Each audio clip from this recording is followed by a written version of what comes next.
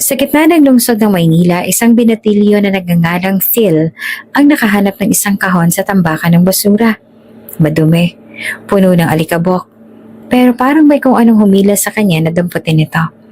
Sa unang tingin wala namang espesyal, ngunit napansin niyang may nakaukit na pangalan sa ibabaw.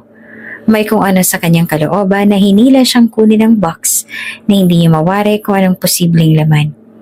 Maaaring silang gamit, mga pinaglumaang damit o ano pa mang posibleng gamit meron sa loob ng box. Mila Santiago. Napakunot ang noo niya dahil iyon ang pangalan ng kanyang yumaong ina. Hindi niya sukat akalain na makikita niya ang litrato ng kanyang ina sa basurahan. Tila nawindang ang buong pagkatao ni Phil dahil hindi niya inaasahan na bukod sa litrato ay may mauungkat rin siyang sekreto.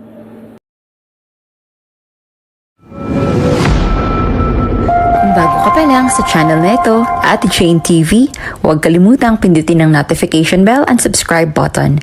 Sana po hindi naman malaking abala sa inyo ang pagpindot ng subscribe button dahil ang kapalit po nito ay ang pagsuporta para makapag-produce ng mga libreng stories sa mga channels ni Ate Jane. Maraming salamat! Bata pa lamang si Phil nang pumanaw ang kanyang ina dahil sa sakit. Wala siyang masyadong matandaan tungkol sa ina dahil 5 taong gulang pa lamang siya nang mangyari iyon. Iniwan silang mag-ina sa probinsya ng kanyang ama na ayon sa kwento ng ina ay nagpunta sa ibang bansa para mag-aral at magtrabaho. Pero mula noon hindi na ito nagparamdam. Nang mamatay ang kanyang ina, pinalaya si Phil mula sa bahay na inuupahan nila. Walang pamilya ang tumulong sa kanya. Sa kabutihang palad, may isang ale na nagmagandang loob na kupkupin siya at itinuring siyang parang tunay na anak. Mula probinsya, nagpunta sila sa Maynila para makapaghanap ng mas magandang buhay. Ngunit, palagi niyang nararamdaman ang pagkawala ng kanyang ina at ang kawalan ng koneksyon sa ama na hindi niya kailanman nakilala. Ngayon, nasa basurahan sa isang sulok ng Maynila. Hawak niya ang kahon, dali-dali niya itong binuksan. At laging gulat niya sa mga laman nito. Mga larawan ng kanyang ina noong dalaga pa, ng kanyang nanay na may karga sa kanya noong baby pa siya, at isang litrato ng isang lalaking hindi niya kilala. May mga lumang sulat din sa loob ng kahon. Maingat itong nakatupi. Binuksan ni Phil ang isa sa mga sulat at ang unang linya ay parang suntok sa dibdib niya. Mahal kong Ramon, bakit hindi ka na nagpaparamdam? Sunod-sunod ang pagbasa niya sa mga sulat. Sa bawat isa, nararamdaman niya ang lungkot at pag-aalala ng kanyang ina. Ramon, buntis ako. Sana nandito ka. Hindi ko alam ang gagawin. Ramon, nanganak na ako. Ang pangalan niya ay Phil. Sana makita mo siya. Parang ikaw siya. Bakit mo hindi sinasagot ang mga sulat ko? Hindi ba nila naihahatid sa'yo? Napabalik ang iba kong liham. Dumadaloy ang luha ni Phil habang binabasa ang bawat salita. Parang muling bumukas ang sugat ng kanyang pagkabata at nadagdagan ito ng sakit na nalaman niyang iniwan din pala ng kanyang ina ang kahon na ito. Sa kabila ng lahat ng hirap, nananatiling umaasa ang ina niyang si Mila na balang araw, babalikan sila ng lalaking minahal nito. Ramon, bulong niya sa sarili habang pinipiga ang pangalan. Hindi niya kilala ang lalaki, pero ramdam niya ang pangako sa sarili ng kanyang ina na maiparating sa kanya ang lahat ng ito. Ngayon, siya na ang gagawa ng paraan para mahanap ang Ramon na iyon. Sa loob ng isang masikip na kusina ng isang maliit na karinderya, abala si Phil sa paghuhugas ng mga plato. Sumasideline siya ng trabahong ito para makadagdag ng kita sa araw-araw. Bagamat hindi niya gusto ang ginagawa, wala siyang ibang pagpipilian. Kailangan niyang kumita para sa sarili, lalo na't wala naman siyang inaasahan. Phil, dalhin mo nga itong pagkain sa mesa tres. Sigaw ng amo niyang si Aling Rosa, ang may-ari ng karinderya. Opo, Ma'am Rosa, sagot naman ni Phil. Nagmamadali pang punasan ng basang kamay sa apron niya. Pinuhat niya ang tray na may nakapatong na 2 plato ng sinigang. Dahil sa pagmamadali at kaba, hindi niya napansin ang basang parte ng sahig. Nadala siya at tumilapon ng tray sa ere. Tumalsik ang sabaw sa sahig at sa mesa at nabasag ang isang plato. Ay, Diyos ko! Sigaw pa ni Aling Rosa. Agad na lumapit sa kanya. Ano ba naman yan, Phil? Hindi mo ba nakikita ang sahig? Ang dami-dami mo talagang kapalpakan. Pasensyoso namang tumayo si Phil, nanginginig sa kaba. Pasensya na po, Ma'am Rosa. Hindi ko po sinasadya. Hindi sinasadya? Galit na sabi ni Aling Rosa. Alam mo bang mababawasan ang kita ko ng dahil dito? Kanina ka pa puro sablay. Pinulit ni Phil ang basag na plato at nagsimula ng magpunas ng kalat. Pero imbes na mapayapa ang amo, lalo pa itong nagalit. Sa sobrang init ng ulo, bigla nitong dinampot ang isa pang plato ng pagkain mula sa counter at ibinato ito sa harap ni Phil. Kung puro kapalpakan lang ang gagawin mo, huwag ka nang magtrabaho dito. Palpak ka talaga kahit kailan. Sigaw ni Aling Rosa. Walang pakundangan sa dignidad ng binata. Napahinto naman si Phil sa ginagawa. Natigilan sa pagkabigla. Dahan-dahan siyang tumayo at tumingin sa amo niyang puno ng galit. Ma'am Rosa, mahina ngunit matatag ang boses niya. Ginagawa ko pong lahat na makakaya ko. Pasensya na po kung nagkakamali ako pero tao rin po ako. Hindi po ako robot na perpekto palagi. Ah, ganon. Sagot pa ni Aling Rosa. Kung ayaw mo masigawan, di umalis ka na. Hindi kita kailangan dito kung ganyan ang trabaho mo. Tumango naman si Phil. Pilit na itinatago ang sakit na nararamdaman. Kinuha niya ang kanyang bag at lumakad palabas ng karinderya. Bitbit ang mabigat na kahihiyan bago siya tuluyang umalis. Saglit siyang huminto sa may pintuan at humarap kay Aling Rosa. Salamat po sa pagkakataon. Kahit ganito ang nangyari, sana po ay maayos pa rin ang negosyo ninyo. Pagkatapos ng sinabi niyang yon, tuluyan na siyang umalis. Sa labas ng karinderya, lumakad si Phil ng mabagal. Iniisip ang mga salitang binitawan niya at ang pagtapon ng pagkain sa kanya. Pinahid niya ang pawis at luha sa mukha. Hindi ako susuko, bulong niya sa sarili. Hindi dito natatapos ang laban ko. Habang naglalakad si Phil sa gilid ng kalsada, ramdam niya ang bigat sa dibdib. Sa bawat takbang, bumabalik sa isip niya ang mga nangyari sa karinderya. Ang sigaw ni Aling Rosa, ang pagkain na ibinato sa kanya, at ang mga titig ng ibang tao na parang pinagtatawanan siya. Hindi ko deserve yun, bulong niya sa sarili, pilit na pinapatibay ang loob. Pagdating niya sa isang maliit na tindahan, nakilala siya ng tindero. Si Mang Edgar, isang mabait na may-ari ng sari-sari store. Ang madalas na nagbibigay kay Phil ng libreng tubig o kahit tinapay kapag nahahalata nitong nagugutom siya. Oh, Phil, anong nangyari sa'yo? Para kang galing sa gyera. Tanong ni Mang Edgar, halata ang pag-aalala sa mukha. Natanggal po ako sa trabaho Sagot pa ni Phil. Pilit na ngumiti kahit ramdam ang lungkot. Hindi ko po kasi naiwasan yung pagkakamali ko tapos, nagalit si Aling Rosa. Umiling pa si Mang Edgar. Nako, alam mo naman si Aling Rosa, mainit lagi ang ulo nun. Pero huwag kang panghinaan ng loob ha. Marami pa namang pagkakataon. Salamat po, Mang Edgar. Sagot ni Phil. Kumuha siya ng isang piraso ng tinapay mula sa tindahan at binayaran nito gamit ang natitirang barya sa bulsa niya. Phil, teka nga muna. Pigil pa ni Mang Edgar habang inaabot ang sukli. Kung gusto mo ay may naghahanap ng tagapintura sa kabilang barangay. Kailangan nila ng tao para sa pag-aayos ng bakod. Hindi man ganun kalaki ang bayad pero dagdag kita na rin. Agad na kumislap ang mata ni Phil. Talaga po? Saan po doon? Doon lang sa bahay ni Mang Tonyo. Yung malaking bahay na kulay dilaw. Sabihin mo ako ang nagpadala sa'yo. Salamat po, Mang Edgar. Susubukan ko po bukas. Kinagabihan, nakahiga na si Phil sa maliit na kwarto niya sa isang barong-barong na inuupahan. Simple ang espasyo, may lumang banig at isang plastik na upuan.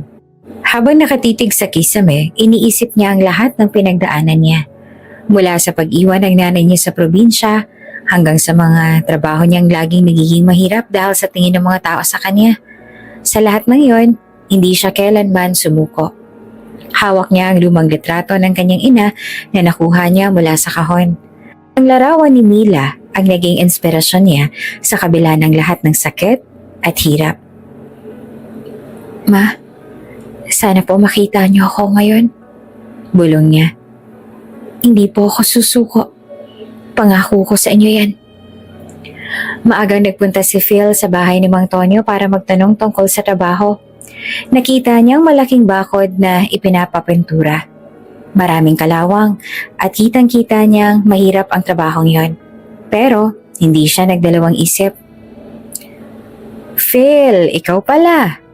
Bati ni Mang Tonyo. Isang matandang lalaking medyo masungit ang itsura pero mabait pala kapag nakausap. Kaya mo ba to? Hindi madali itong trabaho. Opo, kaya ko po. Basta po kailangan ng tao, gagawin ko. Sagot ni Phil, puno ng determinasyon. Abay, magandang sagot yan. Sabi pa ni Mang Tonyo. O sige, subukan natin. Pero tandaan mo ha, hindi malaki ang bayad. Opo, okay lang po. Nagtrabaho si Phil buong araw sa ilalim ng araw. Puno ng pawis at pintura ang buong katawan niya. Pero hindi niya iniinda ang pagod. Sa bawat takbang ng kanyang ginagawa, iniisip niya ang kanyang ina. Ang pangarap niyang balang araw ay makaahon sa hirap at ang paghahanap niya sa kanyang ama. Sa gitna ng trabaho, nilapitan siya ni Mang Tonyo. Phil, abay mukhang masipag ka talaga ha? Gusto mo bang tumulong din dito sa iba pang gawain kapag natapos mo na ito? Tanong ng matanda. Ngumiti si Phil kahit pagod. Opo, Mang Tonyo. Basta po kailangan niyo ng tulong at dito lang po ako. Habang papalapit ang gabi, natapos ni Phil ang unang bahagi ng trabaho. Sa kabila ng hirap, naramdaman niyang may maliit na pag-usad sa buhay niya. Sa isip niya, isang bagay lang malinaw. Kahit ilang beses ako madapa, tatayo at tatayo pa rin ako. Ginamit ni Phil ang natitira niyang pera para maghanap ng impormasyon tungkol kay Ramon. Sa tulong ng internet sa public library, nakita niya ang ilang article tungkol sa isang Ramon Velasco, isang kilalang negosyante at president ng isang malaking kumpanya. Siya na kaya?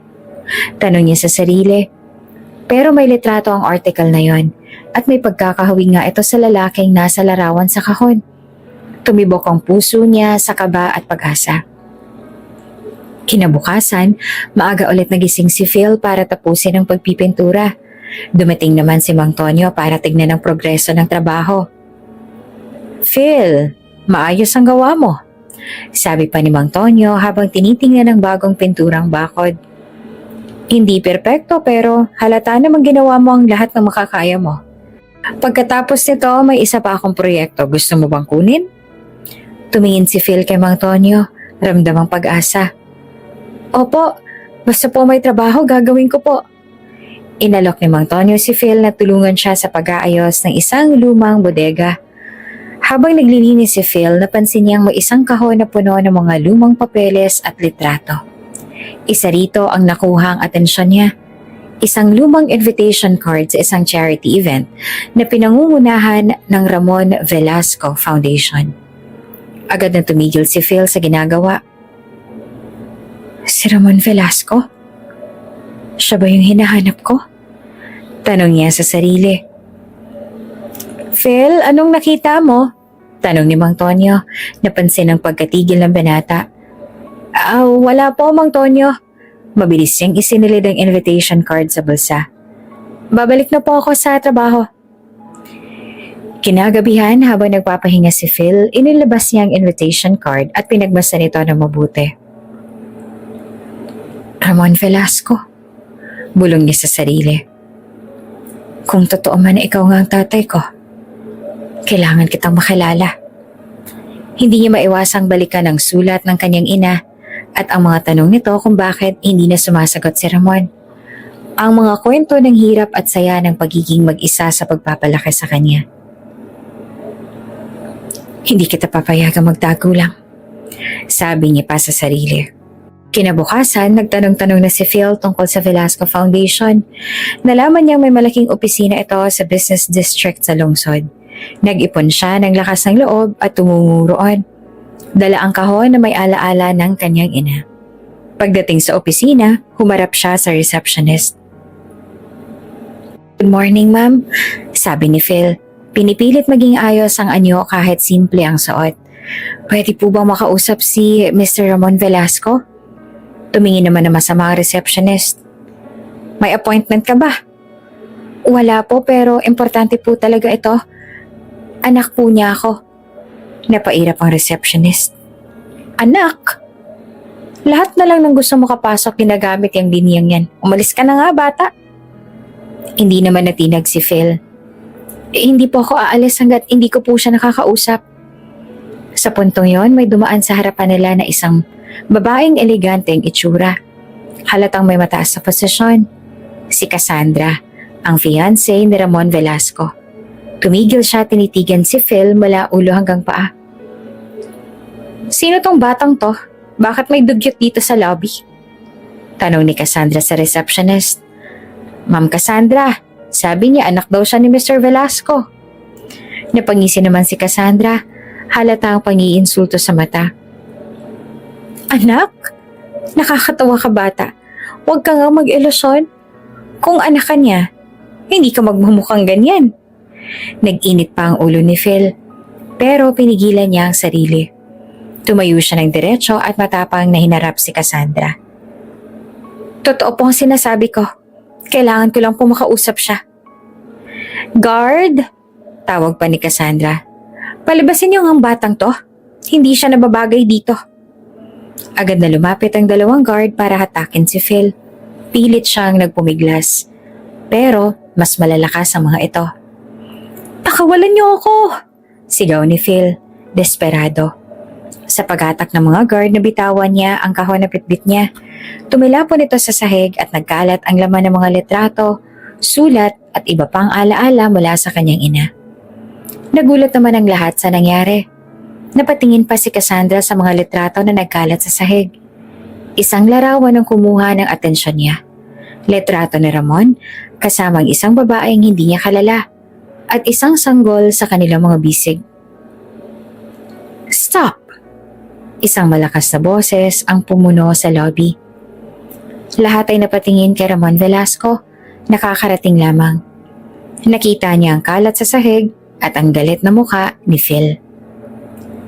"Ano nangyayari dito?" Tanong pa ni Ramon. Matalim ang tingin kay Cassandra at sa mga guard.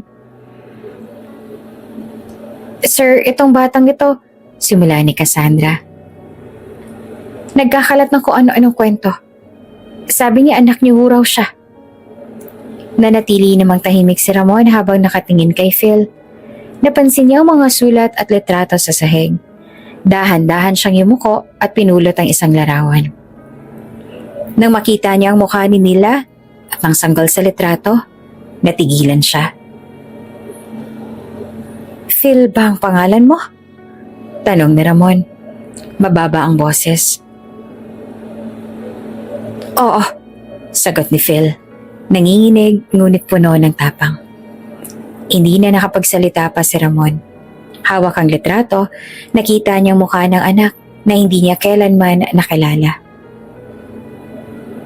"Mabuti pa umalis ka na para hindi ka nakakaabala sa mga nagtatrabaho."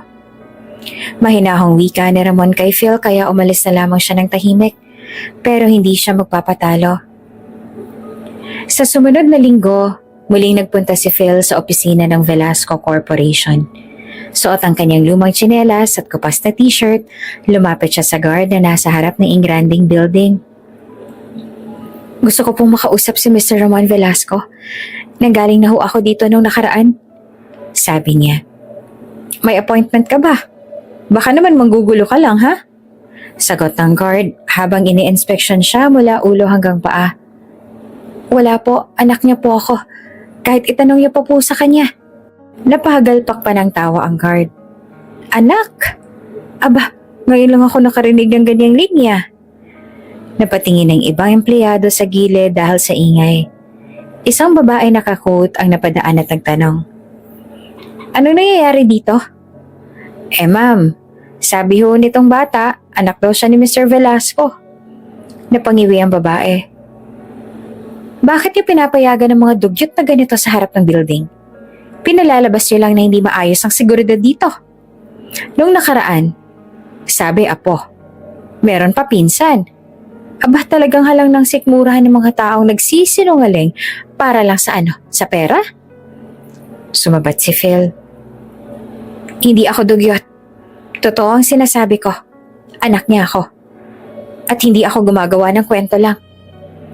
Mas lalong na-insulto ang babae. Bata, hindi ka ba marunong mahiya? Tumatawag ka ng pansin ng ganyan? Iniutos niya sa guard. Palayasin mo na nga to, baka kung ano pang magawa ko dito, napipiko na ako. Hinawakan ng dalawang guard si Phil sa magkabilang braso para kalad ka rin palabas. Stop! Malakas na boses na umalingaw-ngaw mula sa likod. Napahinto ang lahat at napatingin sa direksyon ng boses. Isang lalaki na nasa maayos na suit ang naglakad papunta sa kanila. Napalingon si Phil at ang mga tao sa paligid nang marinig ang malakas na utos. Isang matipuno at maayos ang postura na lalaki ang lumapit sa kanila. Malinaw ang tensyon sa mukha nito habang tinitingnan ang kalat sa sahig. Siya, si Ramon Velasco, ang presidente ng kumpanya. Ano nangyayari dito? Oh, ikaw na naman? Gaano ba kahirap sa inyong pigilan ng batang to na manggulo? At ano ba talagang balak mo bata ka? Tanong ni Ramon. Malamig ngunit puno ng otoridad ang boses. Agad na tumayo ang babae na kanina'y galit na galit. Sir, itong batang ito, naggalat ng kung ano-anong kwento. Sabi niya anak niyo raw ho siya. Nung nakaraan naman may nagsabing apo ninyo raw. Mukhang pera lang naman ang kailangan ng mga to Nag-angat pa ng tingin si Ramon kay Phil. Anak daw kita? Tanong niya. Bahagyang may halong pagdududa. Tumayo si Phil, nanginginig ang kamay ngunit hindi nagpatalo sa kaba. Oo, kayo ang tatay ko. Kahit tignan niyo pa tong mga dala kong litrato. Wika ni Phil at nilabas sa kanyang bulsa ang mga litrato na agad tinabig ng kasama ni Ramon. Tumawa ang babae. Sir, halatang naghahanap lang ng pera yung bata. Baka modus lang. Naputo lang sinasabi niya na yumuko si Ramon at pulutin ang mga kalat na nagmula sa tinabing na kamay ni Phil. Kinuha niya ang isang litrato at tumigil ang kaniyang mga kamay. Ang nakasulat sa likod ng larawan ay Mila at Ramon. Kasunod nito, pinulot niya ang isang sulat. Binasa niya ito na mabilis at para bang nagbagong ekspresyon sa kanyang muka. Ramon, bakit hindi ka na sumasagot? Hindi ko na alam ang gagawin ko. Sana alam mo kung gaano kitang kamahal. Sana alam mo rin kung gaano ko kagustong makita mo ang anak nating si Phil. Natigilan si Ramon. Unti-unting humigpit ang hawak niya sa papel habang nararamdaman ng bugso ng emosyon. Si Mila. Bulong niya sa sarili, ngunit sapat na para marinig ni Phil. Anong pangalan mo, bata? Tanong ni Ramon. Pilit na pinapanatili ang malamig na tono ng kanyang boses. Phil. Phil Santiago. Sagot ng binata. Puno ng lungkot at pagkabigo sa mga mata. Halos mawala naman ng lakas si Ramon sa narinig. Ang pangalang iyon, mula sa sulat ni Mila, ang pangalan ng anak na hindi niya kailanman nakilala. Tumayo siya, tumingin ng diretso kay Phil. Ikaw ba talagang anak ko? Tanong niya. Ngunit ramdam na sa boses niya ang halong guilt at takot. Oo, sagot ni Phil nang walang pag-aalinlangan. Si Nanay Mila ang nagsabi. Nabasa ko mga sulat ninyo. Bakit niyo siya iniwan? Bakit hindi kayo nagparamdam? Nagsimulang magdagsaan ang luha ni Phil. Alam mo ba kung gaano kahirap ang buhay namin? Wala akong tatay habang lumalaki ako. Wala kaming pera. Namatay si nanay sa sakit dahil hindi namin kaya magpagamot. At lahat ng sulat niya sa'yo, bakit walang sagot? Napaatras si Ramon sa bigat ng mga tanong na iyon. Naghalo ang hiya at sakit sa kanyang dibdib. Lumapit siya kay Phil pero umatras ang binatilyo. Phil, simula ni Ramon. Hindi ko alam na nangyari lahat ng yan. Habang nakatingin si Ramon sa sulat, bumalik sa kanya ang mga alaala. Bata pa siya noon, puno ng pangarap. Iniwan niya si Mila sa probinsya para mag-aral sa ibang bansa. Nang sumulat si Mila na buntis siya, nasindak siya sa responsibilidad. Ngunit bago pa man niya magawang bumalik sa Pilipinas, nawala ang mga sulat ni Mila. Sa kalaunan, nalaman niyang ang mga sulat ay naipit sa isang komplikasyon sa Koreo. Lumipas sa mga taon at natakot siyang harapin si Mila. Hindi niya alam kung paano siyang magsisimula ulit. Nabalot siya ng hiya. At imbes na balikan ng pamilya niya, nilunod niya ang sarili sa trabaho. Pagkatapos ng emosyonal na tagpo sa opisina, hindi mapakali si Ramon. Bagamat ramdam niya sa kanyang puso na posibleng totoo ang sinasabi ni Phil, hindi niya bastang maitatanggi o tatanggapin ito nang walang konkretong ebidensya. Kaya agad niyang inutusan ng kanyang assistant na maghanap ng pinakakilalang DNA testing clinic sa lungsod.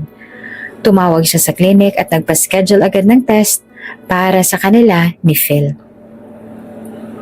Kinabukasan, dinala ni Ramon si Phil sa isang sikat na medical facility. Tahimik si Phil habang nasa sasakyan nila. Hawak pa rin ang kahon ng alaala ng kanyang ina. Sa isip niya, hindi na mahalaga kung ano magiging resulta. Ang mas mahalaga ay malaman kung may tunay nga bang bahid ng responsibilidad o malasakit si Ramon sa kanya. Pagdating sa clinic, sinalubong sila ng doktor at mga nurse. Napakaganda at moderno ng pasilidad. Bagay na noon ay hindi man lang naisip ni Phil na mararanasan niya. Habang inaasikaso ang papeles, tumingin si Ramon kay Phil at tahimik na sinabi, Phil, kung ano man ang lumabas na resulta, gusto kong malaman mo na seryoso ako sa lahat ng gagawin ko para sa'yo. Hindi ko na kayang bawiin pa ang nakaraan. Pero nais kong magsimula ulit. Hindi naman sumagot si Phil.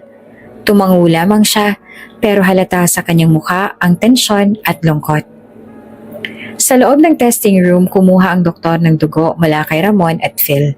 Tahimik lamang ang dalawa habang isinasagawa ang proseso. Ramdam ni Phil ang malamig na bakal ng karayom. Pero mas malamig pa ang nararamdaman niya sa presensya ni Ramon. Hindi niya lubos maisip kung paano siya dapat kumilos sa harap ng taong maaaring ama niya. Ang taong iniwan silang mag-ina at nagpatuloy sa marangyang buhay habang sila'y naghihirap. Pagkatapos ng pagsusuri, inimbitahan sila ng doktor sa lounge habang hinihintay ang resulta. Habang nakaupo sa malambot na sofa, hindi naman napigilan ni Phil ang magtanong. Bakit ngayon lang? Bakit ngayon ka lang nagpakita? Nagbuntong hininga si Ramon. Phil, hindi ko alam na nabuntis ang nanay mo. Kung alam ko lang hindi ko hahayaang maghirap kayo. Talaga? Sagot ni Phil na puno ng pait. Pero nung buhay pa siya, hindi ka malang nag-abala na balikan siya? Ni hindi mo sinubukan? Natigilan si Ramon. Hindi yung ganong kasimple, Phil. Ang pamilya ko. Hindi sila papayag na makipag-ugnayan ako kay Mila. Noong una natatakot ako. Pero alam kong pagkukulang ko yun. At hindi ko na nabawi. Ang dali mo lang sabihin na hindi ganun kasimple. Pero kami, simple lamang ang buhay namin kumain ng 3 beses sa isang araw. Simpleng bahay na matutulugan. Simple lang din ang hinihingi ng nanay ko. Ang malaman niya kung mahal mo pa ba siya. Pero ni sulat, ni tawag, wala. Ramdam ni Ramon ang bigat ng bawat salitang sinabi ni Phil. Alam niyang may karapatan itong magalit. Matapos ang 3 araw, bumalik sina Ramon at Phil sa clinic para sa resulta ng DNA test. Parehong tahimik ang dalawa habang hawak ng doktor ang isang sobre. Mr. Velasco, Mr. Santos, sabi ng doktor habang binubuksan ang sobre. Ang resulta ng DNA analysis ay nagsasabing magkadugo kayo. Mag-ama kayo. Parang tumigil ang mundo ni Ramon.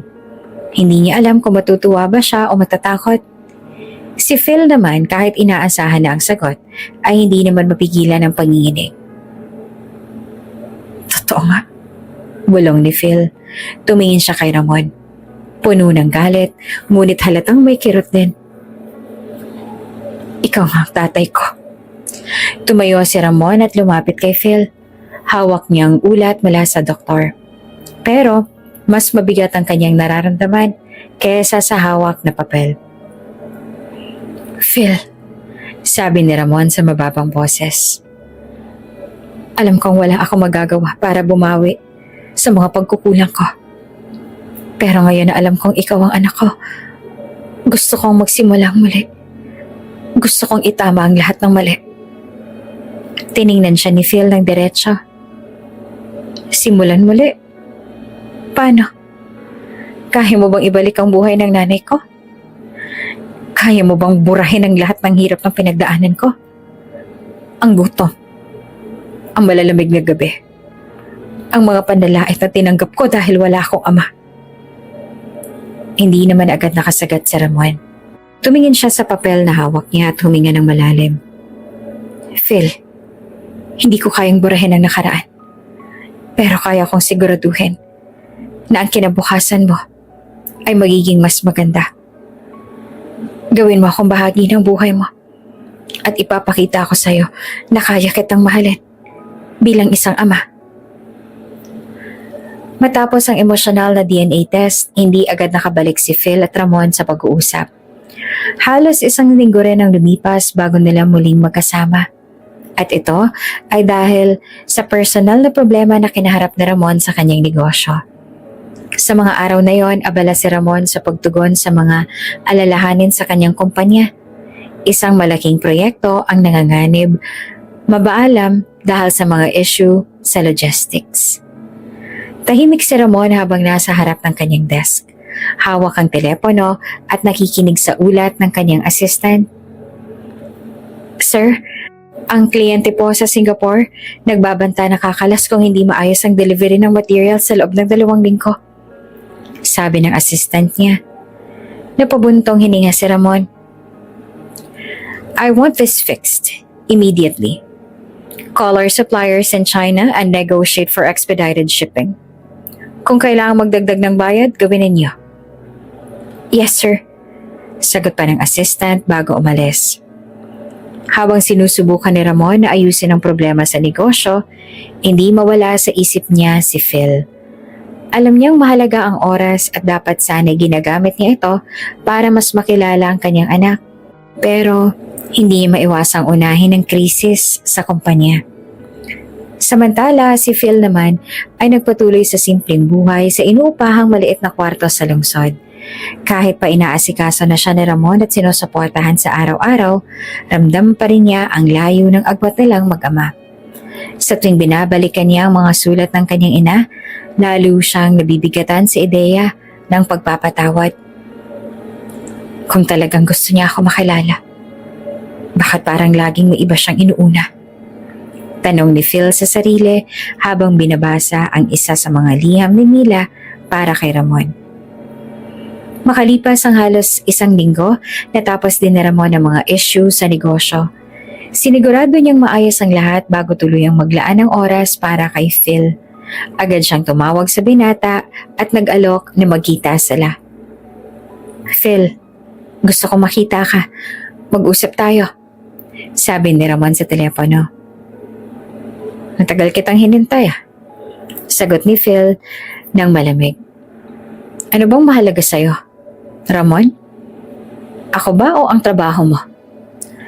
Alam ni Ramon na nararapat lamang ang tanong na iyon ni Phil, pero hindi niya napigilan na mapaluha. Phil, alam ko may mga pagkukulang ako, pero hayaan mong patunayan ko sa'yo na ikaw ang priority ko ngayon. Nagkita nga sila sa isang simpleng restaurant, malayo sa marangyang mundo ni Ramon. Umorder lamang sila ng kape at tahimik na nag-usap. Phil, panimula ni Ramon. Pasensya ka na kung natagalan akong bumalik sa'yo. May kinailangan lang akong asikasuhin sa kumpanya. Pero gusto kong malaman mo na hindi kita nakakalimutan. Hindi mo ako nakakalimutan?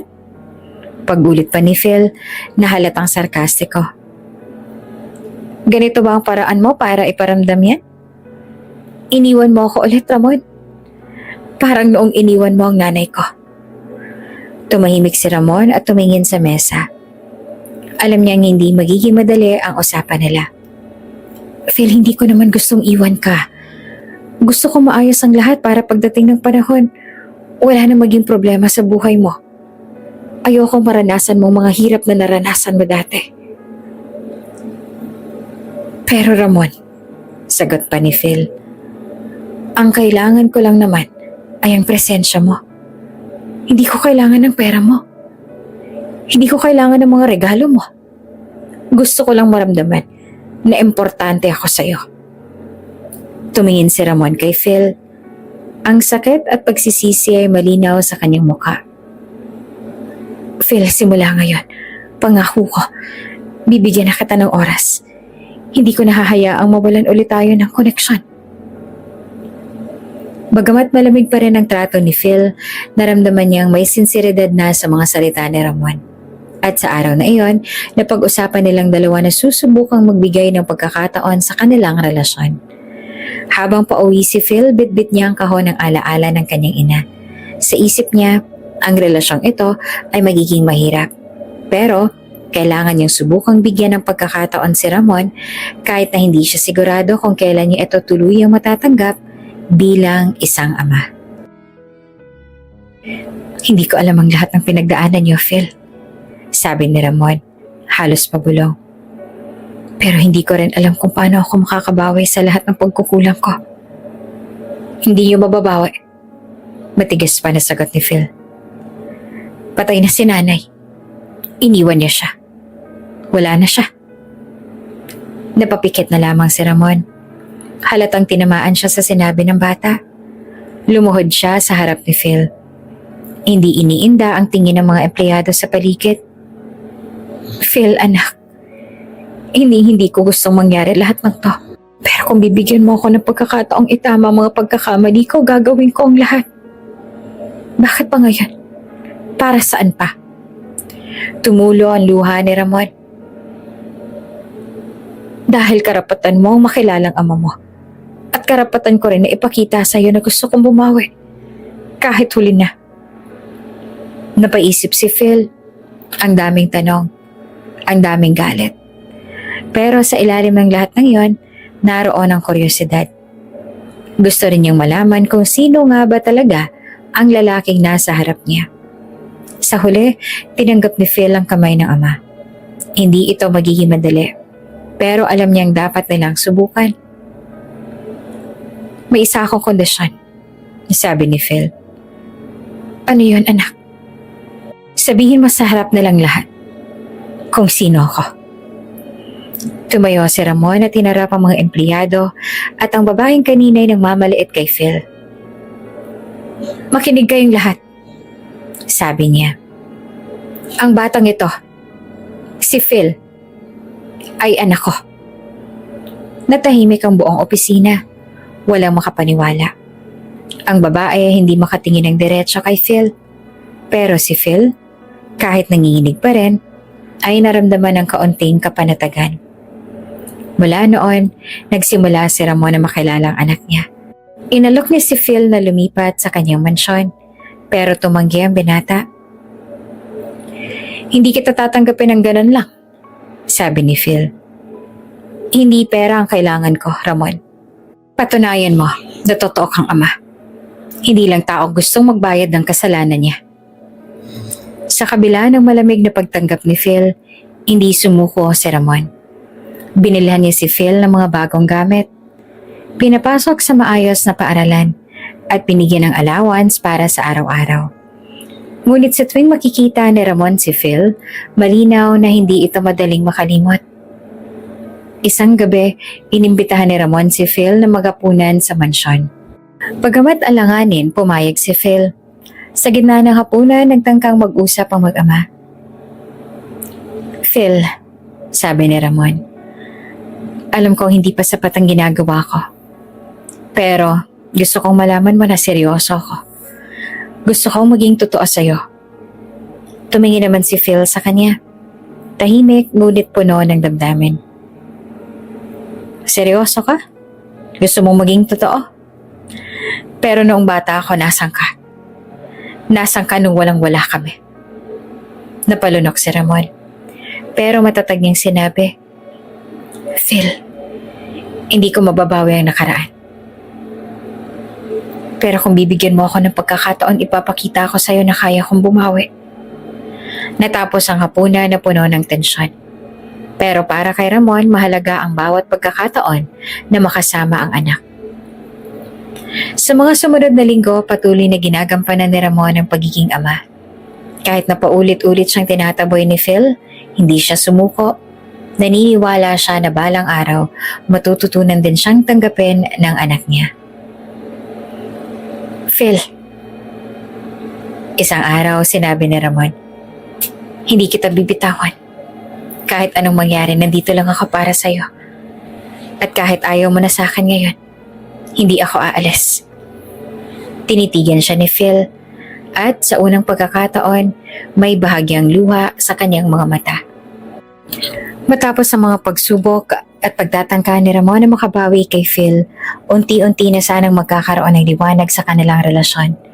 Bagamat malamig pa rin si Phil at puno ng alinlangan, pilit na sinusuyo ni Ramon ang anak sa pamamagitan ng oras, suporta at pag-unawa. Subalit isang mabigat na dagok ang dumating sa muling susubok sa kanilang bagong simula. Nagkasakit si Ramon. Isang sakit na bihirang makita at mahirap malunasan.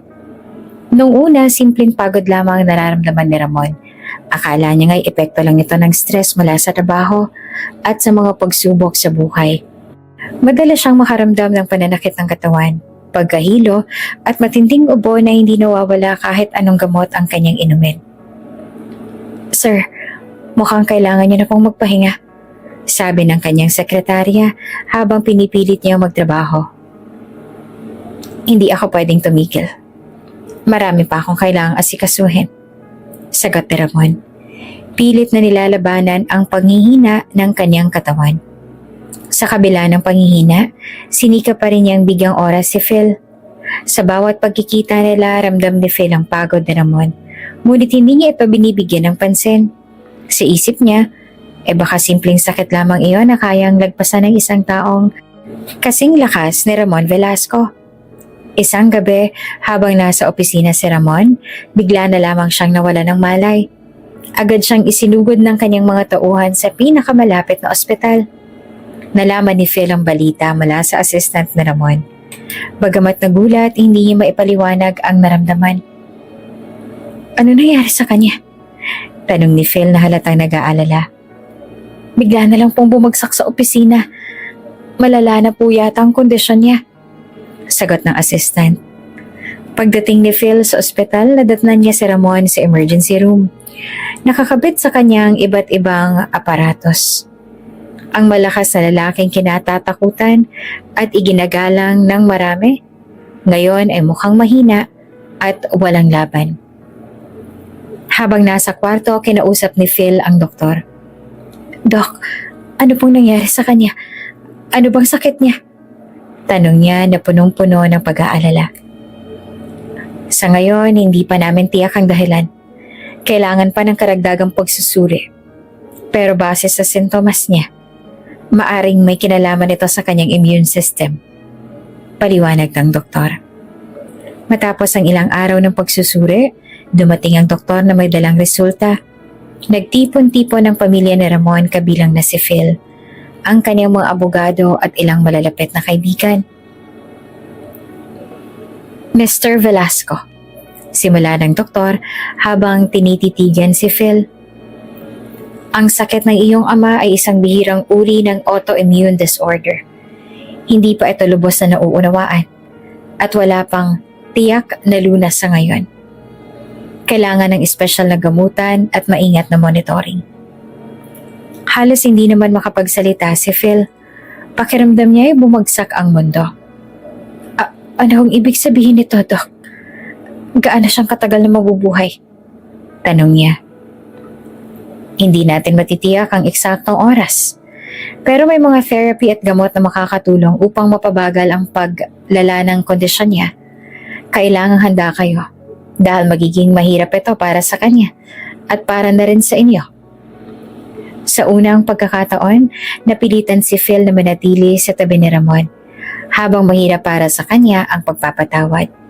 Hindi niya kayang talikuran ang responsibilidad na alagaan ang ama, lalong-lalo na sa ganitong sitwasyon.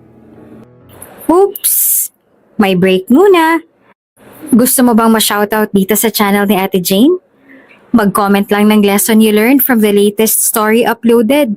Dahil pipili kami ng isang best comment of the day para i-shoutout sa susunod na upload. Kaya huwag kalimutang mag-iwan ng lesson you learned after you watch this video. Maraming salamat! Shoutout nga pala sa ating mga tagapakinig na sina Eric Sigura from Pasay at Lovena Lynette from Camarines Norte, Tabugon, Pucan. Maraming salamat sa pakikinig. Hanggang sa muli. Phil, mahinang sabi ni Ramon habang nakahiga sa kanyang kama. Pasensya na ako, nadamay ka pa sa lahat ng to. Ayoko maging pabigat sa'yo. Hindi mo kasalanan to, Ramon. Sagot ni Phil na itinatago ang kanyang lungkot. Pero hindi ko alam kung paano kita matutulungan. Hindi naman ako sanay sa ganito. Ang presensya mo lang ay sapat na. Sabi pa ni Ramon habang hawak ang kamay ni Phil. Bagamat may distansya pa rin ang kanilang relasyon, hindi naman maiwasan ni Phil na maantig sa kanyang ama. Sa bawat araw na dumadaan, unti-unti niyang nakikita ang kahinaan at pagiging tao ni Ramon, bagay na hindi niya nakita noon dahil sa galit at hinanakit. Hindi naging madali ang mga sumunod na araw. Dumaan si Ramon sa iba't ibang therapy, mula sa mahigpit na dieta hanggang sa mga eksperimento ng bagong gamot. Madalas siyang makaramdam ng matinding sakit at pagkabalisa, bagay na nagpapahirap kay Phil bilang isang tagapag-alaga. Isang gabi, habang nagpapahinga si Ramon, bigla itong nagsimula ng magsuka at nilagnat ng mataas. Dok, kailangan niyo pong pumunta rito, sigaw ni Phil habang hinahanap ang mga nurse. Pagdating ng doktor ay sinuri kaagad si Ramon. Kailangan natin siyang dalhin sa ICU. May komplikasyon na nangyari, sabi ng doktor habang inaayos ang mga kagamitan ni Ramon. Habang binubuhat si Ramon papunta sa ICU, tumayo naman si Phil sa gilid ng hallway. Pinagbastan niya ang kanyang ama na ngayon ay mukhang malapit ng sumuko. Hindi niya naman mapigilan ang pag-agos ng luha. Bakit ngayon pa? Bakit ngayon nagkakaayos na kami? Tanong niya sa sarili habang pinipilit pigilan ang emosyon. Sa mga araw na nasa ICU si Ramon, mas lalong nararamdaman ni Phil ang halaga ng pamilya. Minsan, habang tinitingnan niya ang natutulog na ama, naiisip niya ang mga pangako nito noong una silang nagkita. Gusto kong bumawi, Phil. Naalala niyang sinabi ni Ramon. Gusto kong itama ang lahat ng pagkakamali ko. Ngayon, parang siya naman ang may utang na loob sa kanyang ama. Kahit galit at sakit ang bumabalot sa kanyang puso noon, nararamdaman niyang may bahagi sa kanya na gustong magsimulang muli.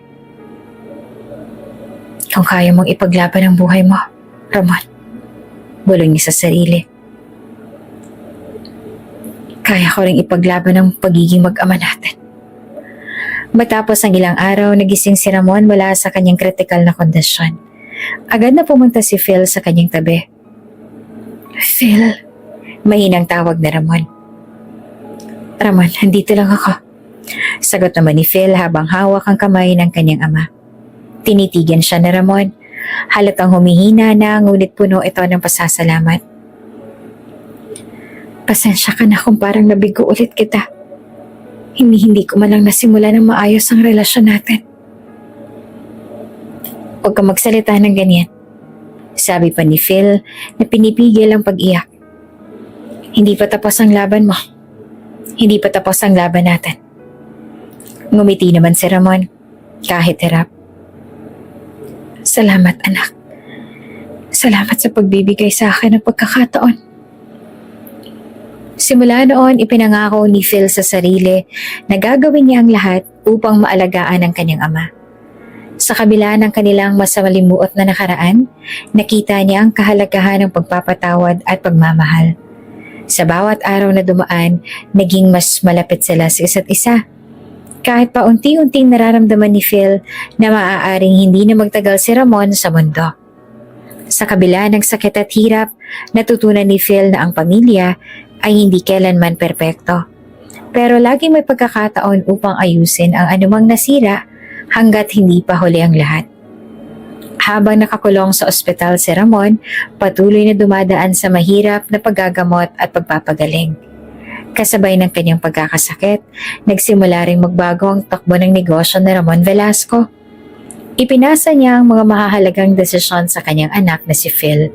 Kaya't ngayon, ang binata ang kumakatawan sa kumpanya sa mga board meetings at kasosyong mga negosyo. Ngunit, hindi naman naging madali ang lahat. Habang si Ramon ay nagpapagaling sa ospital, nagsimula ring magpakita ang mga kamag-anak ni Phil. Hindi na bago sa kanya ang mga ganoong tao. Ngunit ngayon, marami na sa kanila nagsisimulang mangialam, magtanggang makialam sa negosyo at manghimasok sa mga desisyon.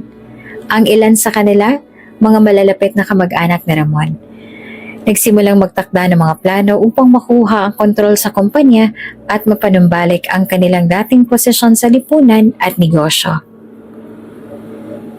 Phil, ang tatay mo, ang sakit niya.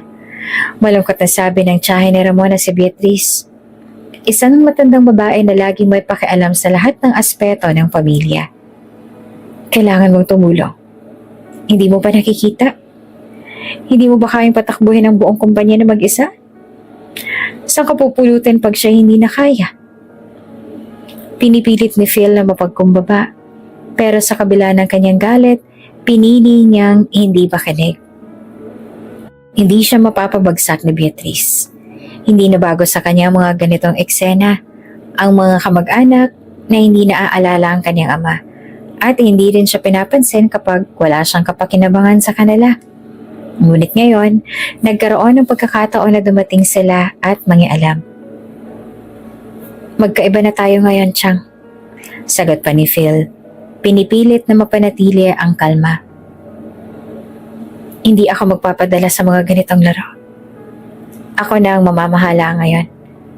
At kung may nais man kayong iparating, may mga tamang paraan ang paggawa niyan. Habang ipinagpatuloy ni Phil ang paghawak sa kumpanya, hindi naman maiwasan na may mga taong nagsasamantala sa kabaitan at pag-unawa ng binata. Ang mga kasosyo ng negosyo na dating maligaya sa pagbabalik ni Ramon ay nagsimulang magtakda ng mga malupit na kondisyon sa mga proyekto at kontrata.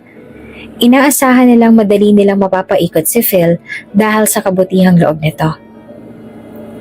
Phil, nagsimulang magsalita si Mark, isang kasosyo ni Ramon na matagal nang kilala sa negosyo. Alam mo naman na may mga malalaking plano tayo para sa kumpanya. Ang problema, hindi ka naman natin makukonsider bilang matatag na leader kapag wala kang sapat na karanasan. Mark, hindi ko kailangan ng iyong pag-aalala. Sagot naman ni Phil na medyo tumigas ang tono. Ang tatay ko ay nagtayo ng kumpanya ng mag-isa at tinutulungan ko lang siyang ipagpatuloy ang sinimulan niya. Hindi ko kailangan nang hindi naman kailangan ng mga komentaryo. Subalit hindi pa rin nakontento si Mark. Ang mga tao sa paligid ni Phil ay nagmistulang, nagdududa at nagtanong kung kaya ba niya talagang patakbuhin ang kumpanya. May mga pagkakataon pa na may mga lihim na usapan na nagaganap sa likod ng kaniyang mga hakbang. Mga kasosyo na nagsasabing maghahanap sila ng ibang leader kapag hindi pa rin bumangon si Ramon. Hindi nila nakita ang potensyal ni Phil. Kaya't ang iba ay nagplano na nga ng hakbang upang palitan siya sa posisyon. Ngunit hindi lahat ng tao ay nagsamantala sa kabaitan ni Phil. May mga malalapit ding kaibigan ni Ramon na nagsisilbing gabay kay Phil. Tinulungan siya sa mga mahihirap na desisyon at nagbigay ng mga saloobin tungkol sa negosyo. Isa na rito si Antonio, isang matagal ng kaibigan ni Ramon at isa sa mga pinakamagaling na executive sa industriya. Phil, hindi lahat ng tao ay makikinig sa'yo o susuporta sa mga ideya mo. Sabi ni Antonio sa isang pribadong usapan sa opisina. Pero may mga taong tapat at sila ang makakatulong sa iyo. Kaya kailangan mo maging matatag at huwag kang magpapadala sa inggit ng iba. Ang mga salitang ito ay nagsilbing gabay kay Phil na nagbigay lakas loob sa kanya upang patuloy na ipaglaban ang posisyon niya sa kumpanya. Hindi madali ang magtanggol laban sa mga pagtutol. Ngunit natutunan niyang makinig at magsuri ng mga plano ng may matibay na pananaw. Makalipas ang ilang linggo, mas lalong lumakas ang loob ni Phil. Nakita niyang hindi lamang ang ama ni Ramon ang dapat niyang alagaan, pati na rin ang kumpanya at ang mga desisyong nakapaligid dito. Unti-unti pinakita niya sa mga board members at mga kasosyo ng kumpanya na kaya niyang patakbuhin ang negosyo, na hindi siya basta-basta matitinag ng mga pagsubok at pananaw ng iba. Isang araw, nagkaroon sila ng malaking pagpupulong kung saan magtatanghal si Phil ng mga bagong proyekto at direksyon ng kumpanya. Alam ko na maraming hindi kumbinsido sa akin. Simula ni Phil sa harap ng mga board members. Pero ang kumpanya ni Ramon Velasco ay matibay dahil sa mga prinsipyo nito. Kaya hindi ko basta-bastang isusugal ang mga nakuha namin mula sa mga sakripisyo. Sa susunod na mga taon, ito ang magiging foundation natin. Ang mga kasamahan sa board ay tahimik at nakikinig. Minsan, ang mga mahihirap na sitwasyon ay nagiging pagkakataon para magpakita ng tunay na lakas. Pinipilit ni Phil na ipakita ang buong potensyal ng kanyang liderato at negosyo, at unti-unting nagsimulang tanggapin siya ng ilan sa mga kritiko. Sa kabila ng lahat ng mga pagsubok, naisip ni Phil na ang pinakamahalagang laban sa kanyang pinagdadaanan ay hindi lamang ang kontrol ng kumpanya, kundi ang pagtanggap sa kanya bilang anak at leader ng negosyo. Ang kanyang ama, si Ramon, ay walang lakas sa oras na iyon upang magsalita. Ngunit alam ni Phil na ang pagmamahal at pagsakripisyo ni Ramon ay nagsisilbing gabay sa kanyang landas. Habang tinatahak ni Phil ang bagong papel niya sa kumpanya, alam niyang may mga hamon na kinakaharap niya na hindi pa tapos. Ngunit sa bawat araw na lumilipas, natutunan niyang magtiwala sa kanyang sarili, sa mga tapat na tao sa paligid niya, at sa mga aral na natututunan mula sa ama. Sa kabila ng mga pagsubok at mga kamag-anak na nag-iisip ng kanilang sariling kapakinabangan, si Phil ay patuloy na humahawak sa pangako na hindi siya susuko sa laban na ito para kay Ramon, para sa kumpanya at para sa kanilang pamilya. Isang hapon habang abala si Phil sa mga papeles sa kanyang opisina, nakatanggap siya ng tawag mula sa isang kasamahan sa trabaho. "Sir, may mga documents po kayong tinatanong mula sa records room?" sabi ng sekretarya. "Sa opisina lang ako. Pagkatapos ko lang ng ilang bagay dito, kukunin ko na," sagot pa ni Phil. Sabay pintot ng call button.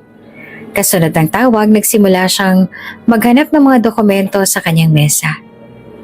Makalipas ang ilang minuto, dumaan si Eric, isang kasamahan ni Ramon sa negosyo at isang malapit na kamag-anak nito. Si Eric ay madalas makita sa kumpanya. Ngunit kamakailan lang ay may mga usap-usapan tungkol sa kanyang kredibilidad. Hindi ito nakaligtas sa mata ni Phil. "Eric, anong ginagawa mo dito?" tanong ni Phil na may kaunting pagdududa. Nang makita niya nakaluhod si Eric sa harap ng kanyang mesa, ang mga kamay ay abala sa pagsusuri ng mga papeles. Nagulat si Eric, ngunit agad ding nagkunwaring hindi siya nagkakamali. "Wala naman. Tinutulungan ko lang si Ramon. May hinahanap lang ako na papeles tungkol sa mga lumang kontrata. Wala naman akong masamang intensyon, Phil. Pinagmasdan ni Phil si Eric. Hindi pa rin makapaniwala sa nakikita. Hindi ba't ako dapat ang nagbibigay ng instructions dito, Eric? Hindi ikaw. Sabi pa ni Phil habang nagsisimula ng maglakad patungo sa kanya. Alam kong ginagawa mo at hindi ko papayagan na maglaro-laro ka sa mga dokumento ng kumpanya. Kumunot pa ang noo ni Eric at agad siyang nagtakip. Wala akong ginagawa, Phil. Hindi mo ako dapat pagsabihan ng ganyan. Kumuha lang ako ng dokumento na kailangan ko. Yun lang. Ang kailangan mo ba, Eric, ay mga papeles na nag-uugnay sa negosyo ng pamilya ko? O may iba ka pang dahilan? Tanong ni Phil na may tindi ng boses. Alam niyang may mali sa sitwasyon at hindi siya papayag na gawing biro ito ng sinuman. Lalo na ng mga kamag-anak ni Ramon na alam niyang minsan ay nagpapakita ng hindi ka nais-nais na ugali. Dahil sa nararamdamang tensyon, tumigil si Eric at tignan si Phil nang may galit sa mata. Anong ibig mong sabihin? Akala mo ba hindi kita kayang labanan? Huwag mong gawing personal ang lahat ng to, Phil. Ako ay kapamilya ni Ramon. Ang mga salitang yon ay parang tinamaan si Phil, pero hindi siya nagpatinag. Ako rin ay pamilya ni Ramon. At ikaw, Eric, ay isa sa mga taong hindi ko dapat pagkatiwalaan. Matapang na sagot ni Phil. Kung gagamitin mo ang iyong koneksyon sa amin upang makuha ng mga impormasyon o papeles na hindi mo dapat hawakan, hindi ko lang titigilan ito. Lumapit si Phil kay Eric at binanggit ang pangalan ng security guard. Guard, pakikuha si Eric. Huwag siyang papapasukin sa kumpanya sa susunod. Nagulat naman si Eric sa sinabi ni Phil. Ano? Anong ibig mong sabihin, Phil? Wala kang karapatan para paalisin ako. Pamilya ako ni Ramon. Tinutulungan ko si Ramon. At ikaw, Eric, ginagamit mo lang ang pangalan ng pamilya ko para sa pansariling interes mo. Sagot ni Phil na may puot sa mga mata. Hindi ko alam kung anong binabalak mo. Pero hindi ko papayagan na makasira ka sa reputasyon ng kumpanya ni Ramon. Kung ayaw mong paalis, ako ang magpapaalis sa'yo. Ang tensyon ng kanilang pagitan ay tumindi.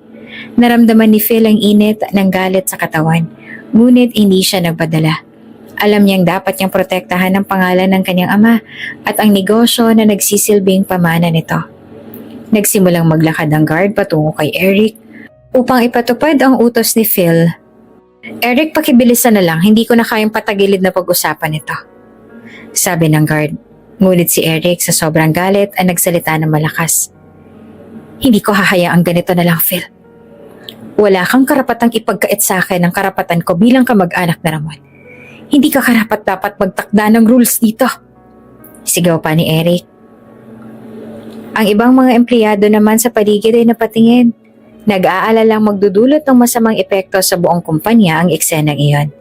Si Phil ay hindi na lumapit kay Eric, kundi ipinagpatuloy ang pagtingin sa kanya na puno ng desisyon. Sa ngayon, ikaw ay wala na sa kumpanya. Ang mga ganitong pagkilos, Eric, ay walang puwang sa negosyo na itinayo ni Ramon. Dahil sa walang patid na pagtutol ni Eric, pinilit siyang paalisin ng guard at hindi na nakapalagpas si Eric. Bago tuluyang lumabas, ibinato niya ang matalim na mga salitang. Maghihintay ako sa araw na matutunan mong mahalin ang pamilya mo ng buo, Phil. Hindi ko alam kung anong klaseng pinuno ka. Pero hindi ako magpapatalo. At agad na umalis si Eric sa kumpanya na parang naiwan sa hangin ang mga salitang yon. Sa kabila ng init ng eksena, pinili ni Phil na tumahimik. Nagmamasid lamang sa mga naganap. Hindi niya hinayaan ang galit o emosyon na magtulak sa kanya upang magkamali. Sinisigurado niyang protektado ang integridad ng kumpanya at ng pamilya niya. Matapos ang mga insidente, nagtulungan ang mga kasamahan ni Phil sa kumpanya upang ipagpatuloy ang operasyon at mapanatili ang mga proyekto ng pamilya Velasco. Bagamat may mga sumubok na magtangkang sirain ang tiwala at pagkakaisa ng pamilya, si Phil ay nananatiling matatag. Alam niya ang kanyang pinakamahalagang laban ay hindi sa negosyo, kundi ang ipaglaban ng tiwala ng kanyang ama at ng mga tapat sa kanya. Hanggang sa huli, si Phil ay patuloy na tumatayong leader ng kumpanya. Pinapatunayan sa lahat na ang tunay na halaga ay hindi nasusukat sa dugo ng pamilya, kahit sa mga aksyon at desisyon na nagpapakita ng tapat at matibay na pamumuno. Matapos ang insidente sa kumpanya, hindi nagtagal ay nagsimulang kumalat ang mga kwento tungkol kay Phil sa kanyang pagiging leader. Hindi ito dahil sa mga nagawa ni Phil, kundi dahil kay Eric, na nagsimula na magtanim ng sama ng loob at magkalat ng mga kasinungalingan tungkol sa binata. Si Eric na hindi natanggap ang pagpapalaya sa kanya sa kumpanya ay naging galit na galit. Hindi siya tumigil hanggang sa makita niyang naapektuhan si Phil. Naghanap siya ng pagkakataon na maghasik ng kasinungalingan sa iba, lalo na sa mga taong malapit kay Ramon at sa negosyo. Pumunta siya sa iba't ibang lugar, nagsasalita ng masasakit na bagay tungkol kay Phil, na para bang ito na ang pinakamahusay na paraan upang maibalik ang kaniyang dating posisyon sa kumpanya. Hindi ko na alam kung anong klase ng anak ang ipinanganak ni Ramon. Sabi pa ni Eric sa isang kaibigan niyang nagmamay-ari ng isang malaking kumpanya. Yang Phil na yan, akala mo kung sino. Hindi siya marunong makinig. Gusto niyang magmukhang leader pero hindi niya naman alam kung paano patakbuhin ang kumpanya.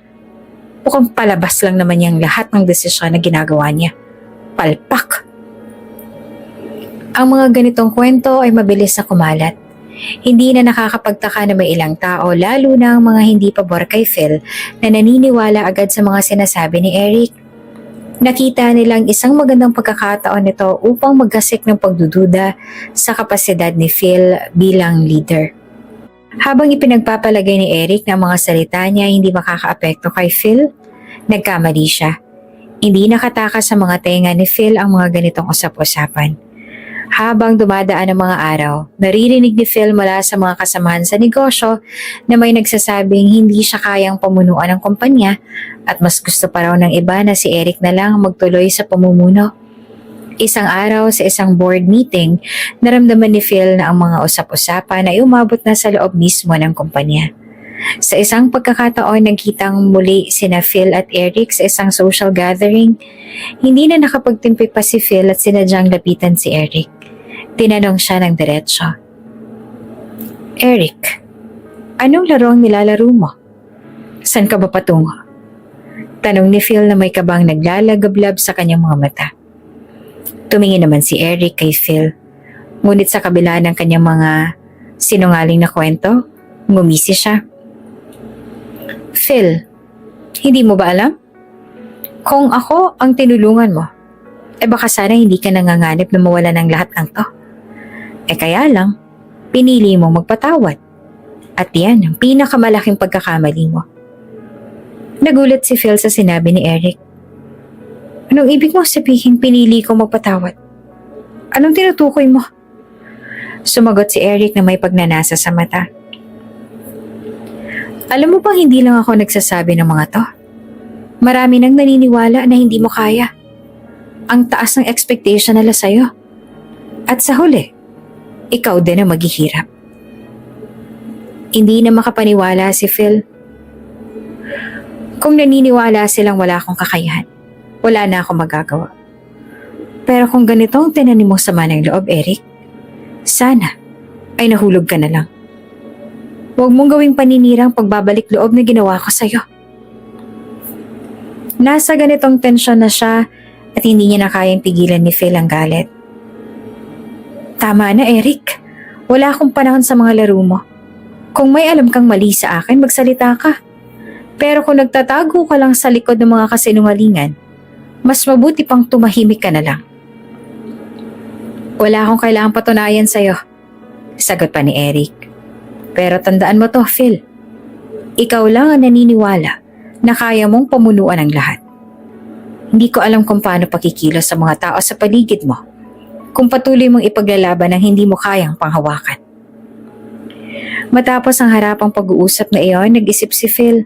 Hindi na siya nagpatuloy sa pakikipagdebate kay Eric. Alam niyang mas mabuting mag-focus na lamang siya sa mga mahahalagang bagay at hindi na patulan ang mga kasinungalingan. Ang mga huling sinabi ni Eric ay nagsilbing panghihikayat kay Phil upang mas maging matatag. Nais si Phil na patunayan na kaya niyang patakbuhin ang kumpanya. Hindi dahil sa suporta ng mga tao, kundi dahil sa sarili niyang kakayahan at pamumuno. Nang bumalik siya sa opisina, agad niyang inatasan ng kanyang mga tagapayo upang masusing mag-search sa mga papeles at proyekto na hinawakan ni Eric. Hindi siya nagpadala sa mga kwento at paratang na ipinakalat nito. Sa halip, pinili niyang gumawa ng mga hakbang upang tiyakin na malinis ang lahat ng aspeto ng kumpanya at hindi na siya matitinag sa mga pagsubok na dumaan sa kanyang buhay. Sa mga sumunod na linggo, natutunan ni Phil na hindi lahat ng bagay ay madali. Ngunit natutunan din niyang ang tunay na laban ay hindi sa paninira ni Eric, kundi sa kanyang kakayahang magpatuloy sa harap ng mga pagsubok at maging matatag sa pamumuno sa kumpanya. Ang mga hamon at paninirang dulot ni Eric ay nagsilbing lakas para kay Phil, napatunayan sa lahat na siya ay may kakayahang magtagumpay at makapagtulungan sa lahat ng mga tamang tao. Isang tahimik na umaga, habang abala si Phil sa kanyang mga gawain, nag-ring ang kanyang telepono. Iniisip niya na siguro na isa na namang routine na tawag mula sa kanyang mga kasamahan sa negosyo o di kaya ay mga tanong tungkol sa operasyon ng kumpanya. Ngunit nang makita niyang tumawag ay isang hindi kilalang numero mula sa ospital, naramdaman niyang may hindi magandang balita. Dali-dali niyang sinagot ang tawag. "Hello? Sino po ito?" Tanong ni Phil, medyo kinakabahan. "Magandang araw, Sir Phil. Kami po ang ospital na nag-aalaga sa inyong ama, si Ramon Velasco. Kailangan po namin kayong makausap tungkol sa kanyang kalagayan." Sagot ng nurse sa kabilang linya na may bakas pa ng pagka-worried sa kanyang boses.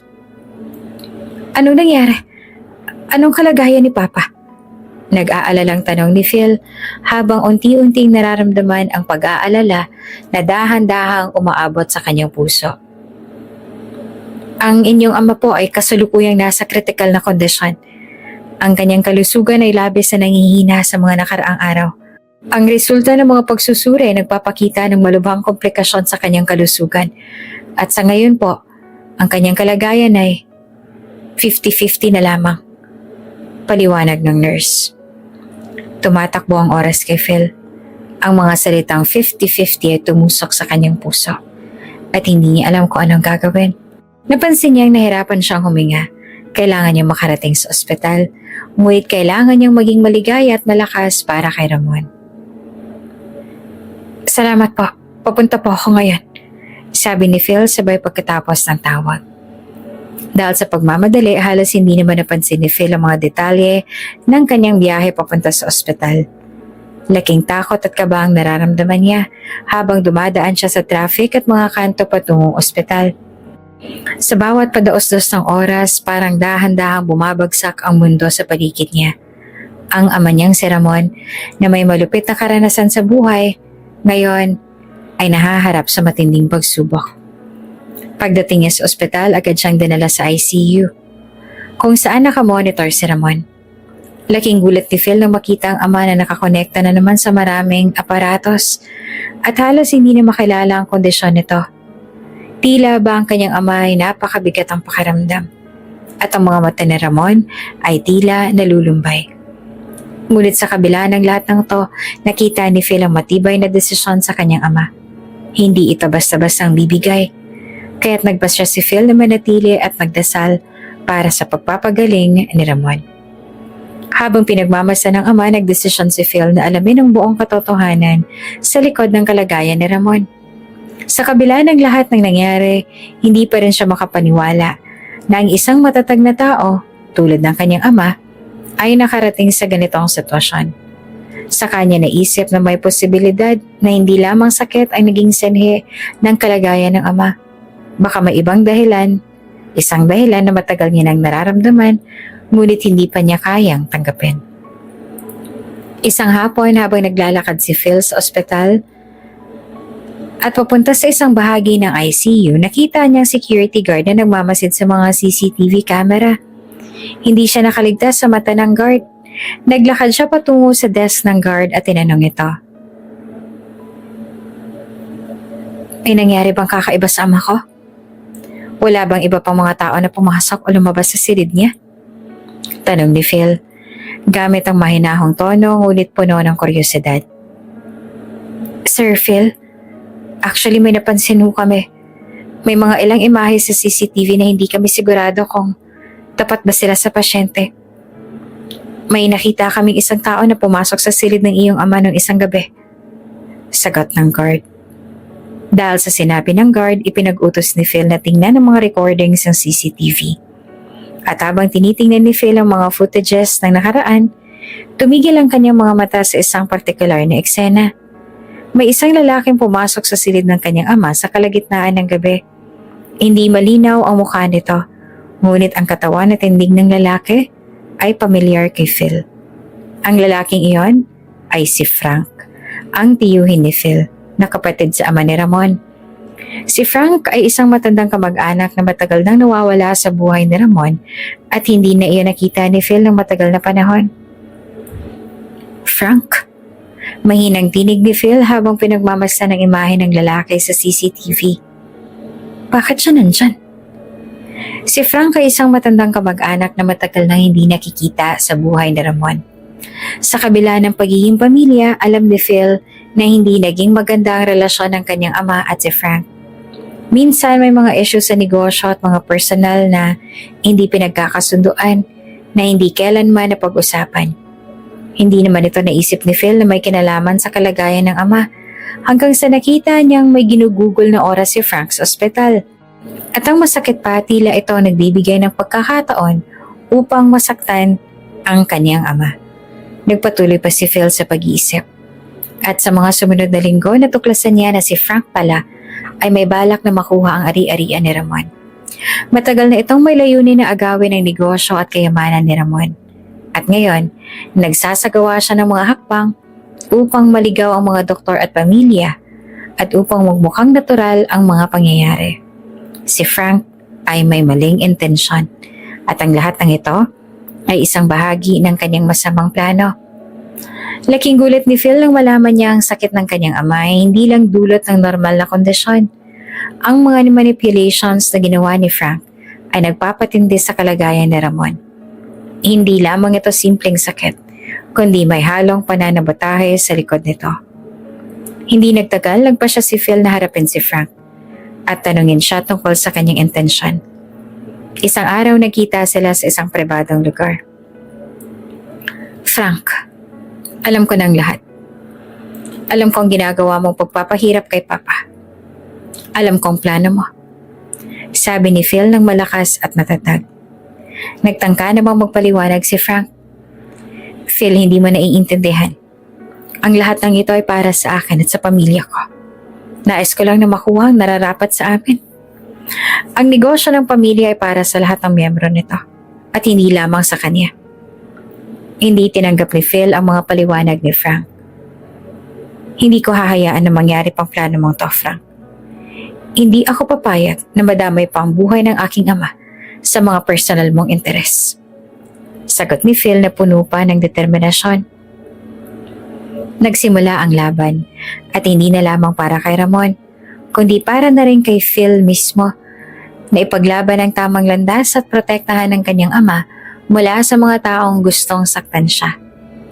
Ang kanyang desisyon ay nagbukas ng pinto para sa mas malalim na pagtuklas sa tunay na pakay ni Frank at sa lahat ng mga manipulasyong nangyari sa likod ng lahat ng ito. Habang ang tensyon sa pagitan ni Phil at ni Frank ay patuloy na lumalaki, naramdaman ni Phil ang bigat ng sitwasyon. Alam niyang hindi madali ang mga laban na kinakaharap nila. Hindi lang laban sa mga sakit ni Ramon, kundi laban sa mga kamag-anak na nais kontrolin ang buhay at yaman ng pamilya. Tumagal ang mga araw ng pag-iisip at paghahanda. Ipinagpatuloy ni Phil ang pagtutok sa kalusugan ng kanyang ama habang sabay naman na naghahanap ng mga ebidensya laban kay Frank. Isang araw, habang naghahanda ng mga papeles para sa mga legal na hakbang na maaari niyang gawin laban kay Frank, nakatanggap si Phil ng tawag mula sa isang abogado. Ang tawag ay naglalaman ng isang mahalagang impormasyon. Napag-alaman ng abogado na may mga dokumentong ipinakita si Frank sa isang mga kasamahan ni Ramon sa negosyo. At ang mga dokumentong ito ay may kinalaman sa pagbebenta ng ilang ari-arian ng pamilya. Ang mga dokumentong ito ay hindi otorisado ni Ramon at mas lalong hindi na pinayagan pa ni Phil na may kinalaman sa mga hakbang na iyon. Si Frank, sa ilalim ng lahat ng to, ay may plano talagang ipagpatuloy ang kanyang agenda na makuha ang bahagi ng negosyo na hindi naman nararapat sa kanya. Ang mga hakbang ni Frank ay nakatakdang magresulta sa pagkawala ng mga mahahalagang assets ng pamilya na sa totoo lang ay magiging kapakinabangan lamang ni Ramon at ni Phil.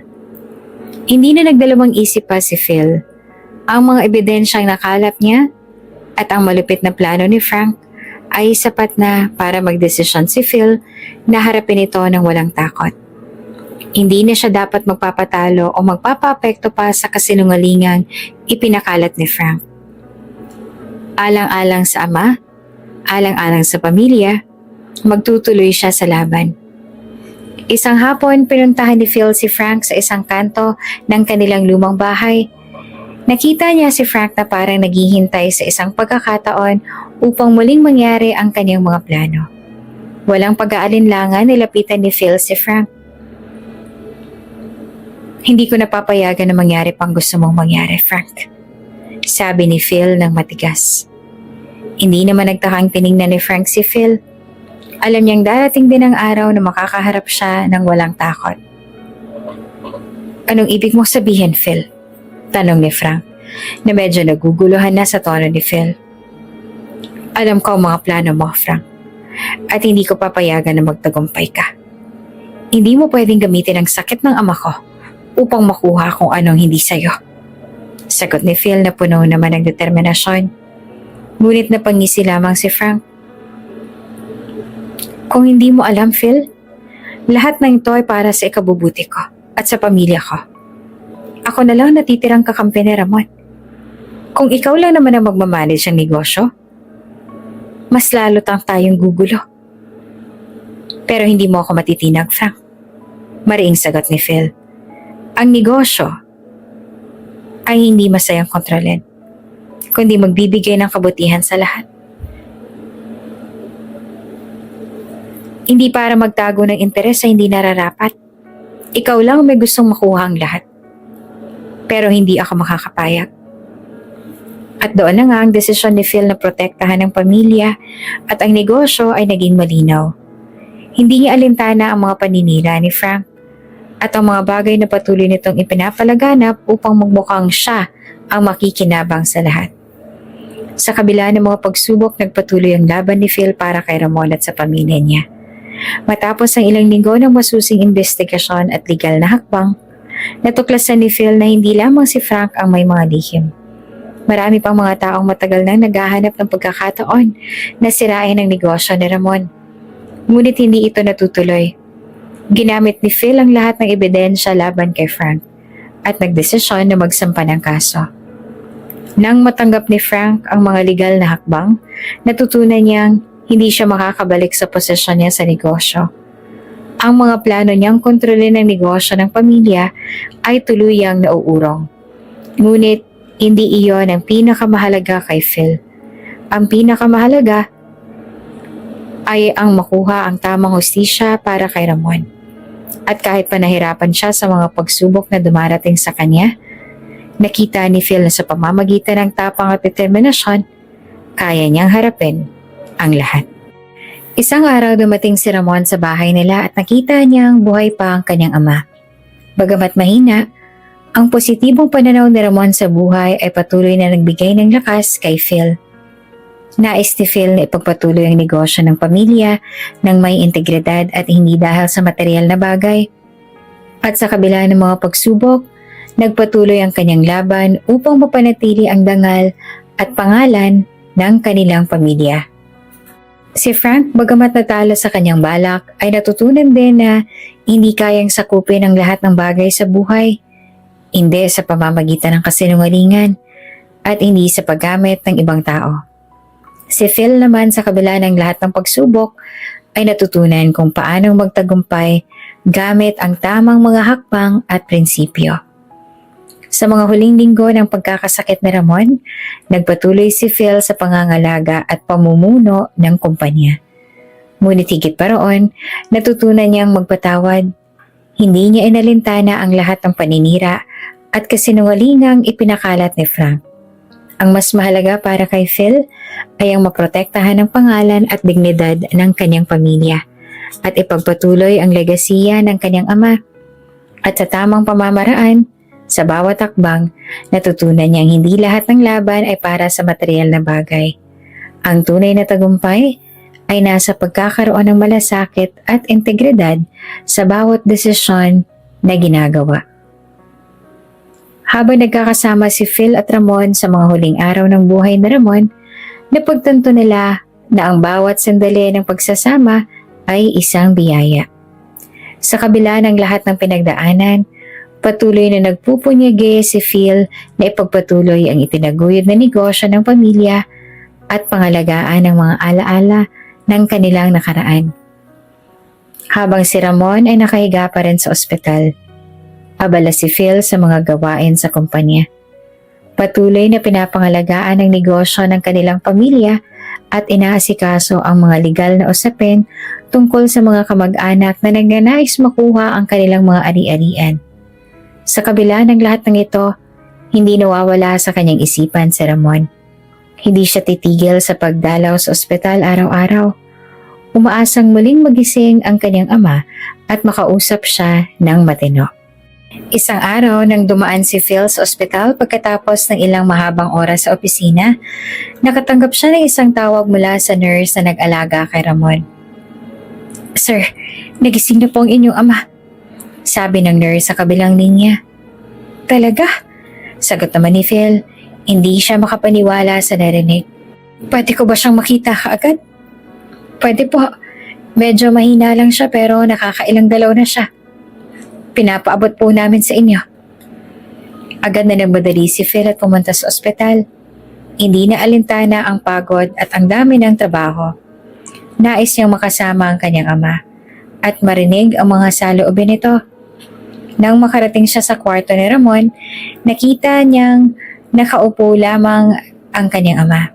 Bahagyang nangihina, ngunit may buhay na sa mga mata. "Pa?" tawag ni Phil habang papalapit sa kama ni Ramon. "Pa, gising ka na." Si Ramon ay tumingin kay Phil at ngumiti ng mahina.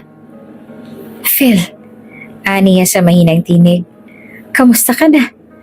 Ang tagal kong hindi nakita ang iyong mga mata." "Pa, ang tagal mo nawala sa akin," sabi ni Phil habang umupo ito sa tabi ng kama.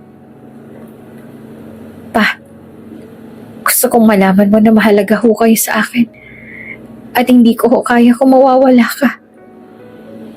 "Alam ko," sagot naman ni Ramon at bahagyang umabot ang kamay niya upang hawakan ang kamay ni Phil.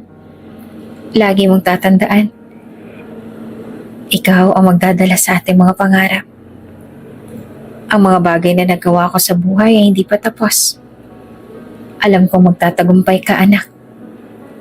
Nakangiting tumingin si Phil sa kanyang ama. "Marami ho akong gustong ikwento sa iyo, pa. Kahit hindi ka nakikita sa opisina, nagtagumpay ho kami. Ang mga proyekto ho na pinangunahan ko ay nagsimula ng magbunga. Ang mga business deals na pinaghirapan natin ay naging matagumpay. At ang negosyo natin ay patuloy na lumalago." Napansin naman ni Ramon ang sigla sa mukha ng anak. "Anong mga proyekto iyon, Phil?" tanong pa ni Ramon. Nais na marinig ang mga detalye. "May isang malaking proyekto tayo na nagsimula sa pagbuo ng isang partnership sa mga international na kumpanya. Noong una medyo maraming balakid pero dahil sa mga naging desisyon ko at sa tulong ng mga kasamahan ko sa trabaho, natutunan ko kung pamahalaan ang mga pagsubok. Ang mga pagkakataon na binigay mo sa akin, pa, yun ang nagsilbing gabay ko. Kaya ako nagawa itong pangarap natin hindi lamang para sa sarili ko," sagot ni Phil. Ang mga mata ay kumikislap sa tuwa. Napangiti naman si Ramon sa mga narinig mula kay Phil. Tama ang ginawa mo, anak. Alam ko na hindi madali, pero nandyan ka para sa atin. At alam ko na magtatagumpay ka at magiging maayos ang lahat. Magpatuloy ka lang, magiging maayos rin ang lahat. Habang patuloy na nag-uusap sina Phil at Ramon, naaalala ni Phil ang lahat ng mga aral na itinuro sa kanya ng kanyang ama. Hindi lamang ito mga aral tungkol sa negosyo, kundi ang mga prinsipyo sa buhay, pagpapahalaga sa pamilya at ang kahalagahan ng pagtulong sa iba. Siya na ngayon ay nagsisilbing tagapagtanggol ng kanilang pangalan, hindi lamang para sa negosyo kundi para rin sa kanilang mga pangarap bilang isang pamilya. At tulad ng inaasahan ni Phil, nagsimula ng magtagumpay ang mga proyekto sa opisina. Isa na itong patunay na ang mga sakripisyo at pagsusumikap ng kanyang ama, pati na rin ang sariling pagtitiis at lakas ni Phil. Siya na ngayon ang magpapatuloy sa mga bagay na pinagtibay ni Ramon. Ngunit alam niyang hindi niya magagawa ito na mag-isa. Pa, sabi ni Phil habang hawak ang kamay ng ama. Huwag kang mag-alala. Magpapatuloy ako sa lahat ng ipinagpasya mo. Gagawin ko ito para sa'yo at para sa pamilya natin. Muling ngumiti si Ramon at sa kabila ng kanyang panghihina, naramdaman ni Phil ang buong pusong suporta at pagmamahal ng kanyang ama. Alam ko, Phil, sagot ni Ramon. Mahal kita. Ipagpatuloy mo ang laban para sa atin. At doon, nagsimula ang isang bagong kabanata sa buhay ni Phil. Isang kabanatang puno ng mga hamon, tagumpay, at mga pag-aalala sa mga aral na tinuro sa kanya ng kanyang ama. Sa bawat hakbang na tinatahak niya, naaalala niya ang mga sakripisyo. Hindi lamang para sa negosyo, kundi para sa pamilya at sa bawat pangarap na nais nilang matamo. Habang si Ramon ay patuloy na nagpapagaling sa ospital, nagpatuloy si Phil sa pag-aasikaso sa kumpanya at mga proyekto. Ngunit sa bawat araw na lumilipas, hindi niya kayang alisin ang pag-aalala sa mga saloobin at aral ng kanyang ama. Bawat hakbang na ginagawa ni Phil ay hindi lamang para sa negosyo, kundi para na rin sa mga pangarap na pinaghirapan nilang magkasama ni Ramon. Alam niyang hindi madaling pamahalaan ang negosyo mag-isa, ngunit si Ramon ang naging inspirasyon niya para magpatuloy. Isang linggo matapos ang kanilang pag-uusap, nakatanggap si Phil ng isang tawag mula sa isang kaibigan sa kumpanya. Sir, may emergency na kailangan nating asikasuhin, sabi ng kaibigan sa kabilang linya. Anong emergency? Tanong pa ni Phil. Agad na nag-alala. May isang investor na nag-alangan na ituloy ang partnership dahil raw sa mga isyong lumabas tungkol sa ilang proyekto natin. Kailangan mong dumaan sa office, sir.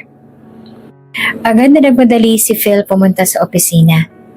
Naisip niyang kailangan niyang maayos ang isyong to upang hindi masira ang mga naging hakbang nila para sa negosyo. Pumasok siya sa opisina at nagtungo sa conference room kung saan naroon ang mga kasamahan niyang nag-asikaso ng mga issue. Nandoon din ang investor, isang malupit na negosyante na naging key player sa pagpapalawak ng kumpanya. Phil, kailangan ko ng mga kasigurahan tungkol sa mga proyekto na pinag-usapan natin. Nakakarating sa amin ang mga isyong hindi nararapat. At ang aming kumpanya ay hindi kaya mag-invest sa isang proyekto na may duda. Sabi ng investor habang nakatayo. Huwag po kayong mag-alala, sagot ni Phil na may matibay na paninindigan. Lahat po ng proyekto ay nasubok na at ang lahat ng isyong ipinapalaganap ay walang basihan. Hindi namin hahayaan na magtagumpay ang mga balakid na ito. Nandiyan ang mga ebidensya at ang transparency sa lahat ng aspeto ng proyekto. Ngunit hindi pa rin kumbinsido ang investor. Phil, paano ko malalaman na hindi ito magiging isang malaking problema? Ang mga hindi pagkakaintindihan sa pagitan ng mga kasamahan mo at sa kumpanya ay isang malaking alarma para sa amin. Mabilis na kumilos si Phil at ipinakita ang mga detalye ng mga proyekto, pati ng mga dokumento at mga testamento na nagsasaad ng kahalagahan ng bawat hakbang na kanilang ginawa. Kami po ay patuloy na gumagawa ng mga hakbang para mapabuti ang bawat aspeto ng proyekto.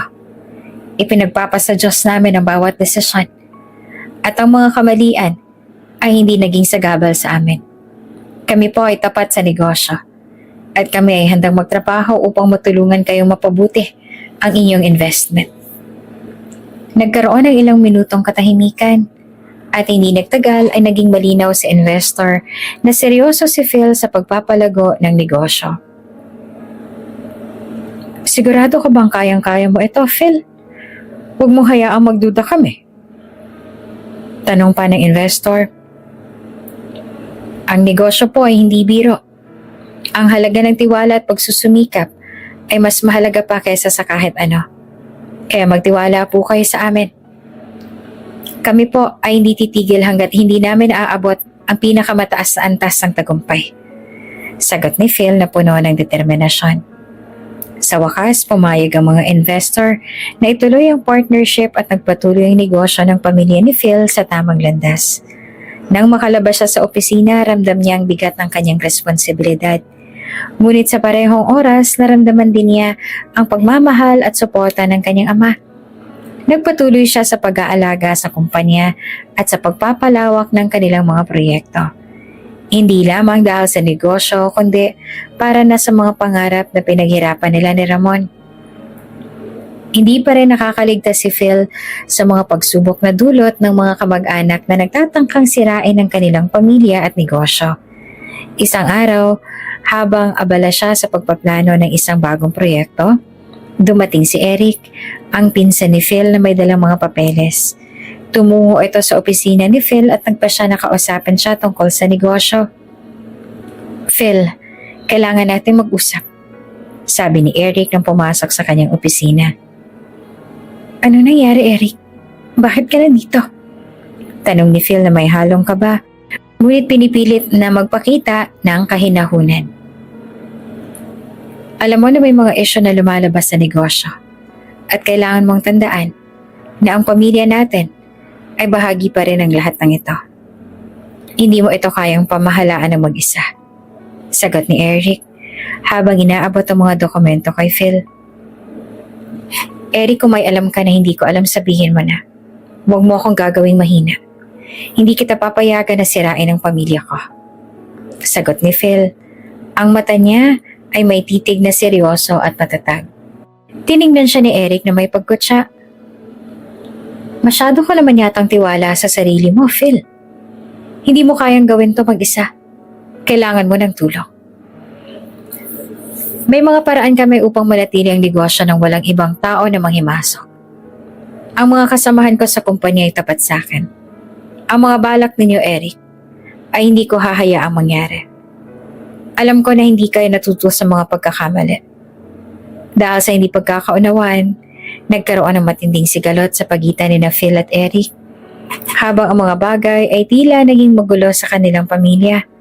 Ang hangarin ni Phil ay manindigan para sa pamilya at sa negosyo.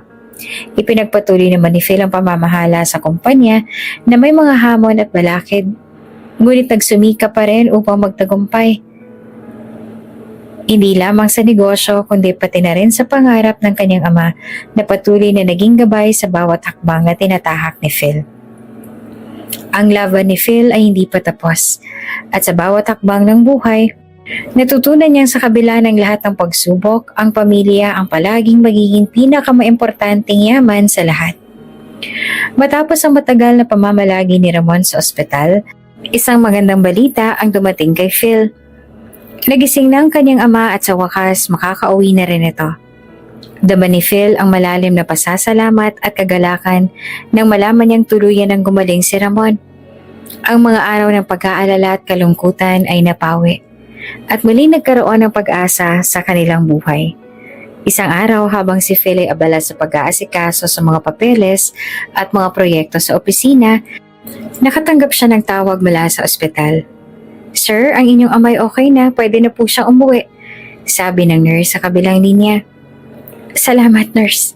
Sagot naman ni Phil na agad na nagmadali upang makita ang kanyang ama. Habang papunta siya sa ospital, hindi niya maiwasang magpasalamat sa Panginoon dahil sa pagkakataong makasama pa ang kanyang ama. Gusto niyang ipagpatuloy ang mga pangarap nila at magtulungan upang mapanatili ang negosyo at ang yaman ng kanilang pamilya. Pagdating ni Phil sa ospital, nagmamadali siyang pumasok at nakita si Ramon na nakaupo sa kama. May maliit na paggalaw ngunit puno ng sigla. "Pa?" sigaw ni Phil at agad na yumakap sa ama. "Phil, anak," sagot ni Ramon na bahagya namang umiti. "Kamusta na kayo? Ang tagal kong nawala." "Pa, okay lang kami.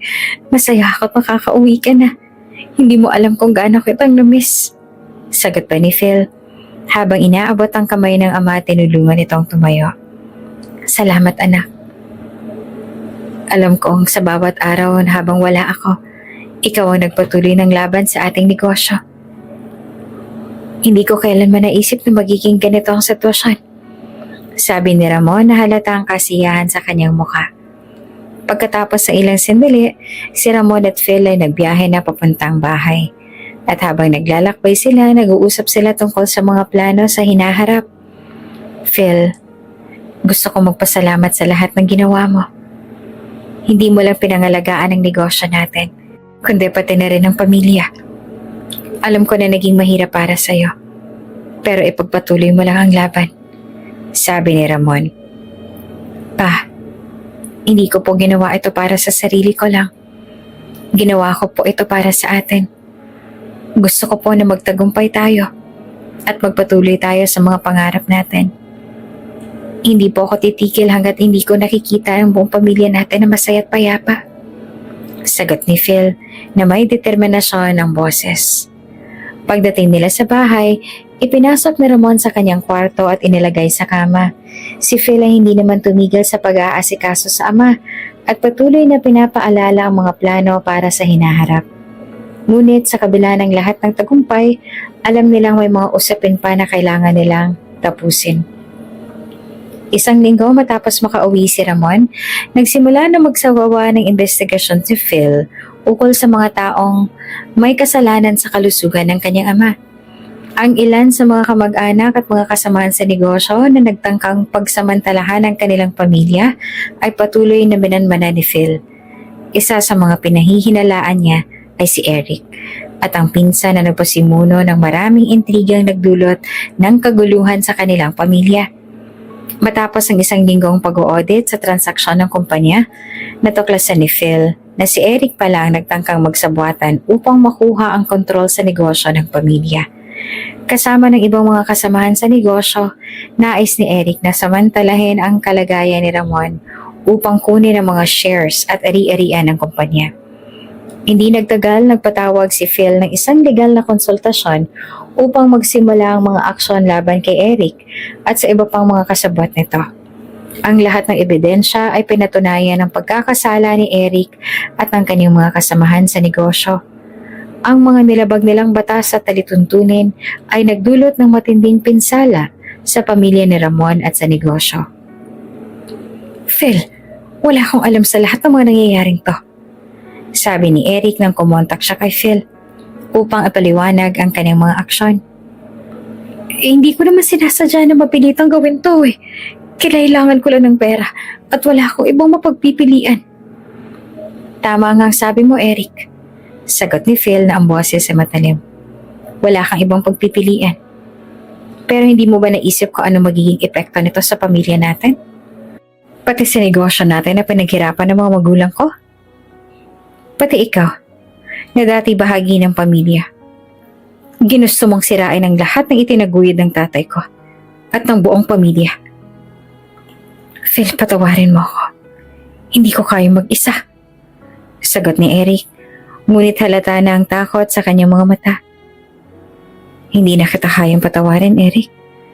Kailangan mong harapin ang mga consequences ng ginawa mo," sagot pa ni Phil na matigas ang puso. Pagkatapos ng lahat ng mga investigasyon at legal na hakbang, si Eric at ang kanyang mga kasamahan sa negosyo ay pinarusahan ng batas.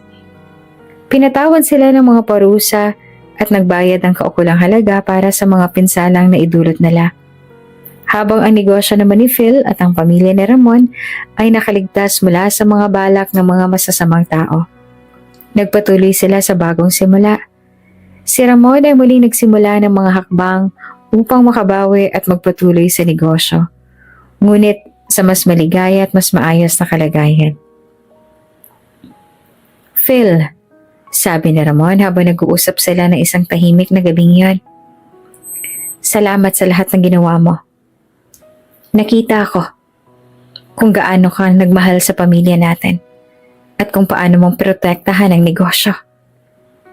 Pa, hindi ko po magagawa ito kung wala kayo. Ang mga natutunan ko sa inyo ay magiging gamay ko sa pamamahala ng ating negosyo. Sagot pa ni Phil.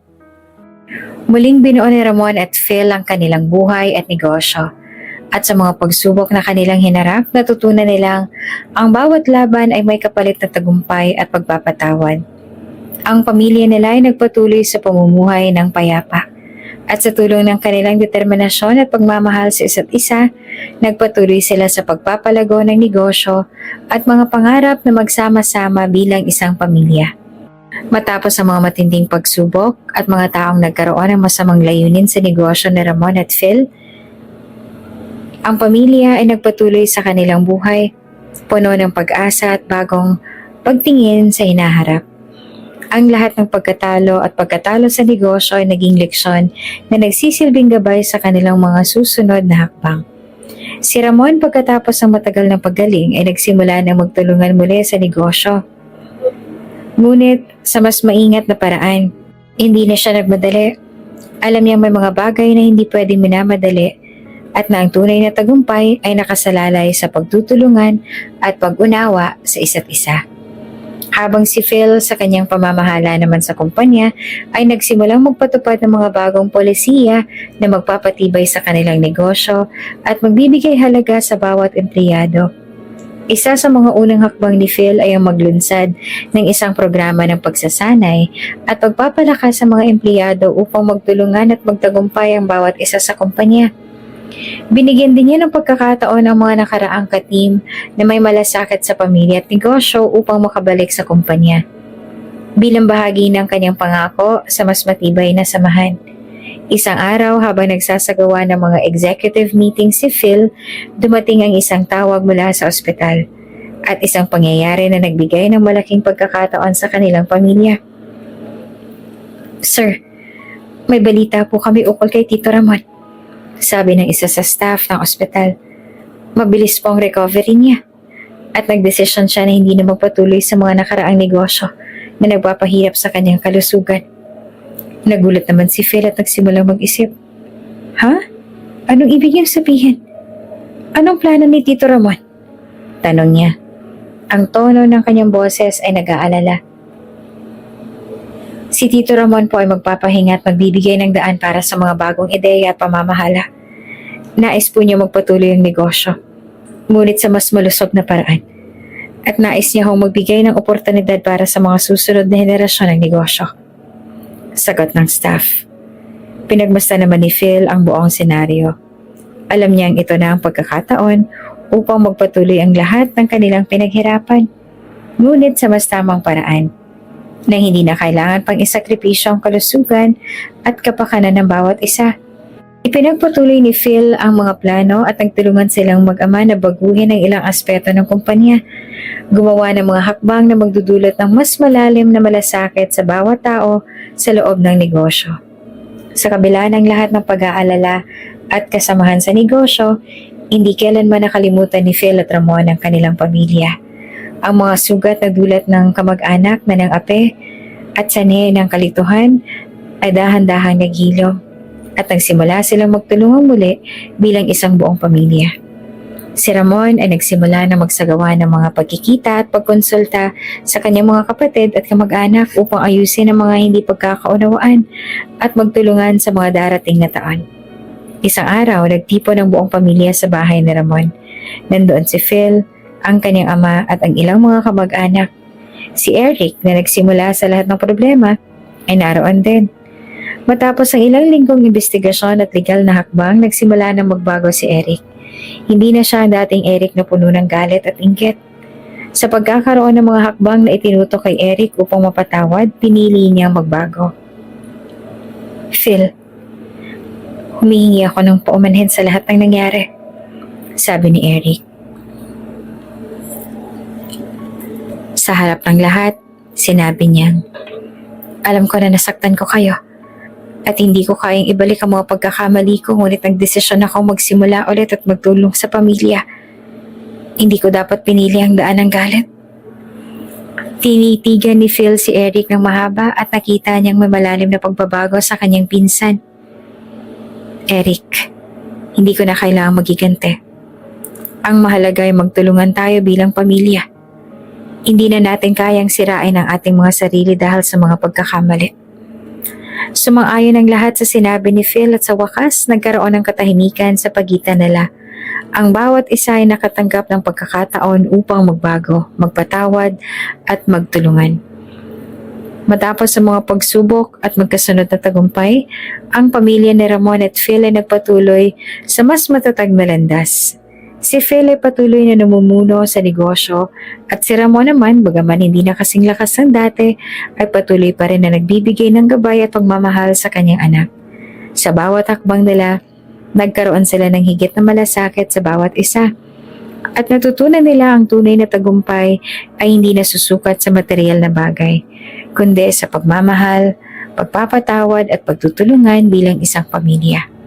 Habang pinapalago ni Phil ang negosyo, ang mga aral mula sa mga pagsubok at mga malasakit na ipinakita ng bawat isa sa pamilya ay nagpatuloy bilang lakas na nagbukas ng bagong simula.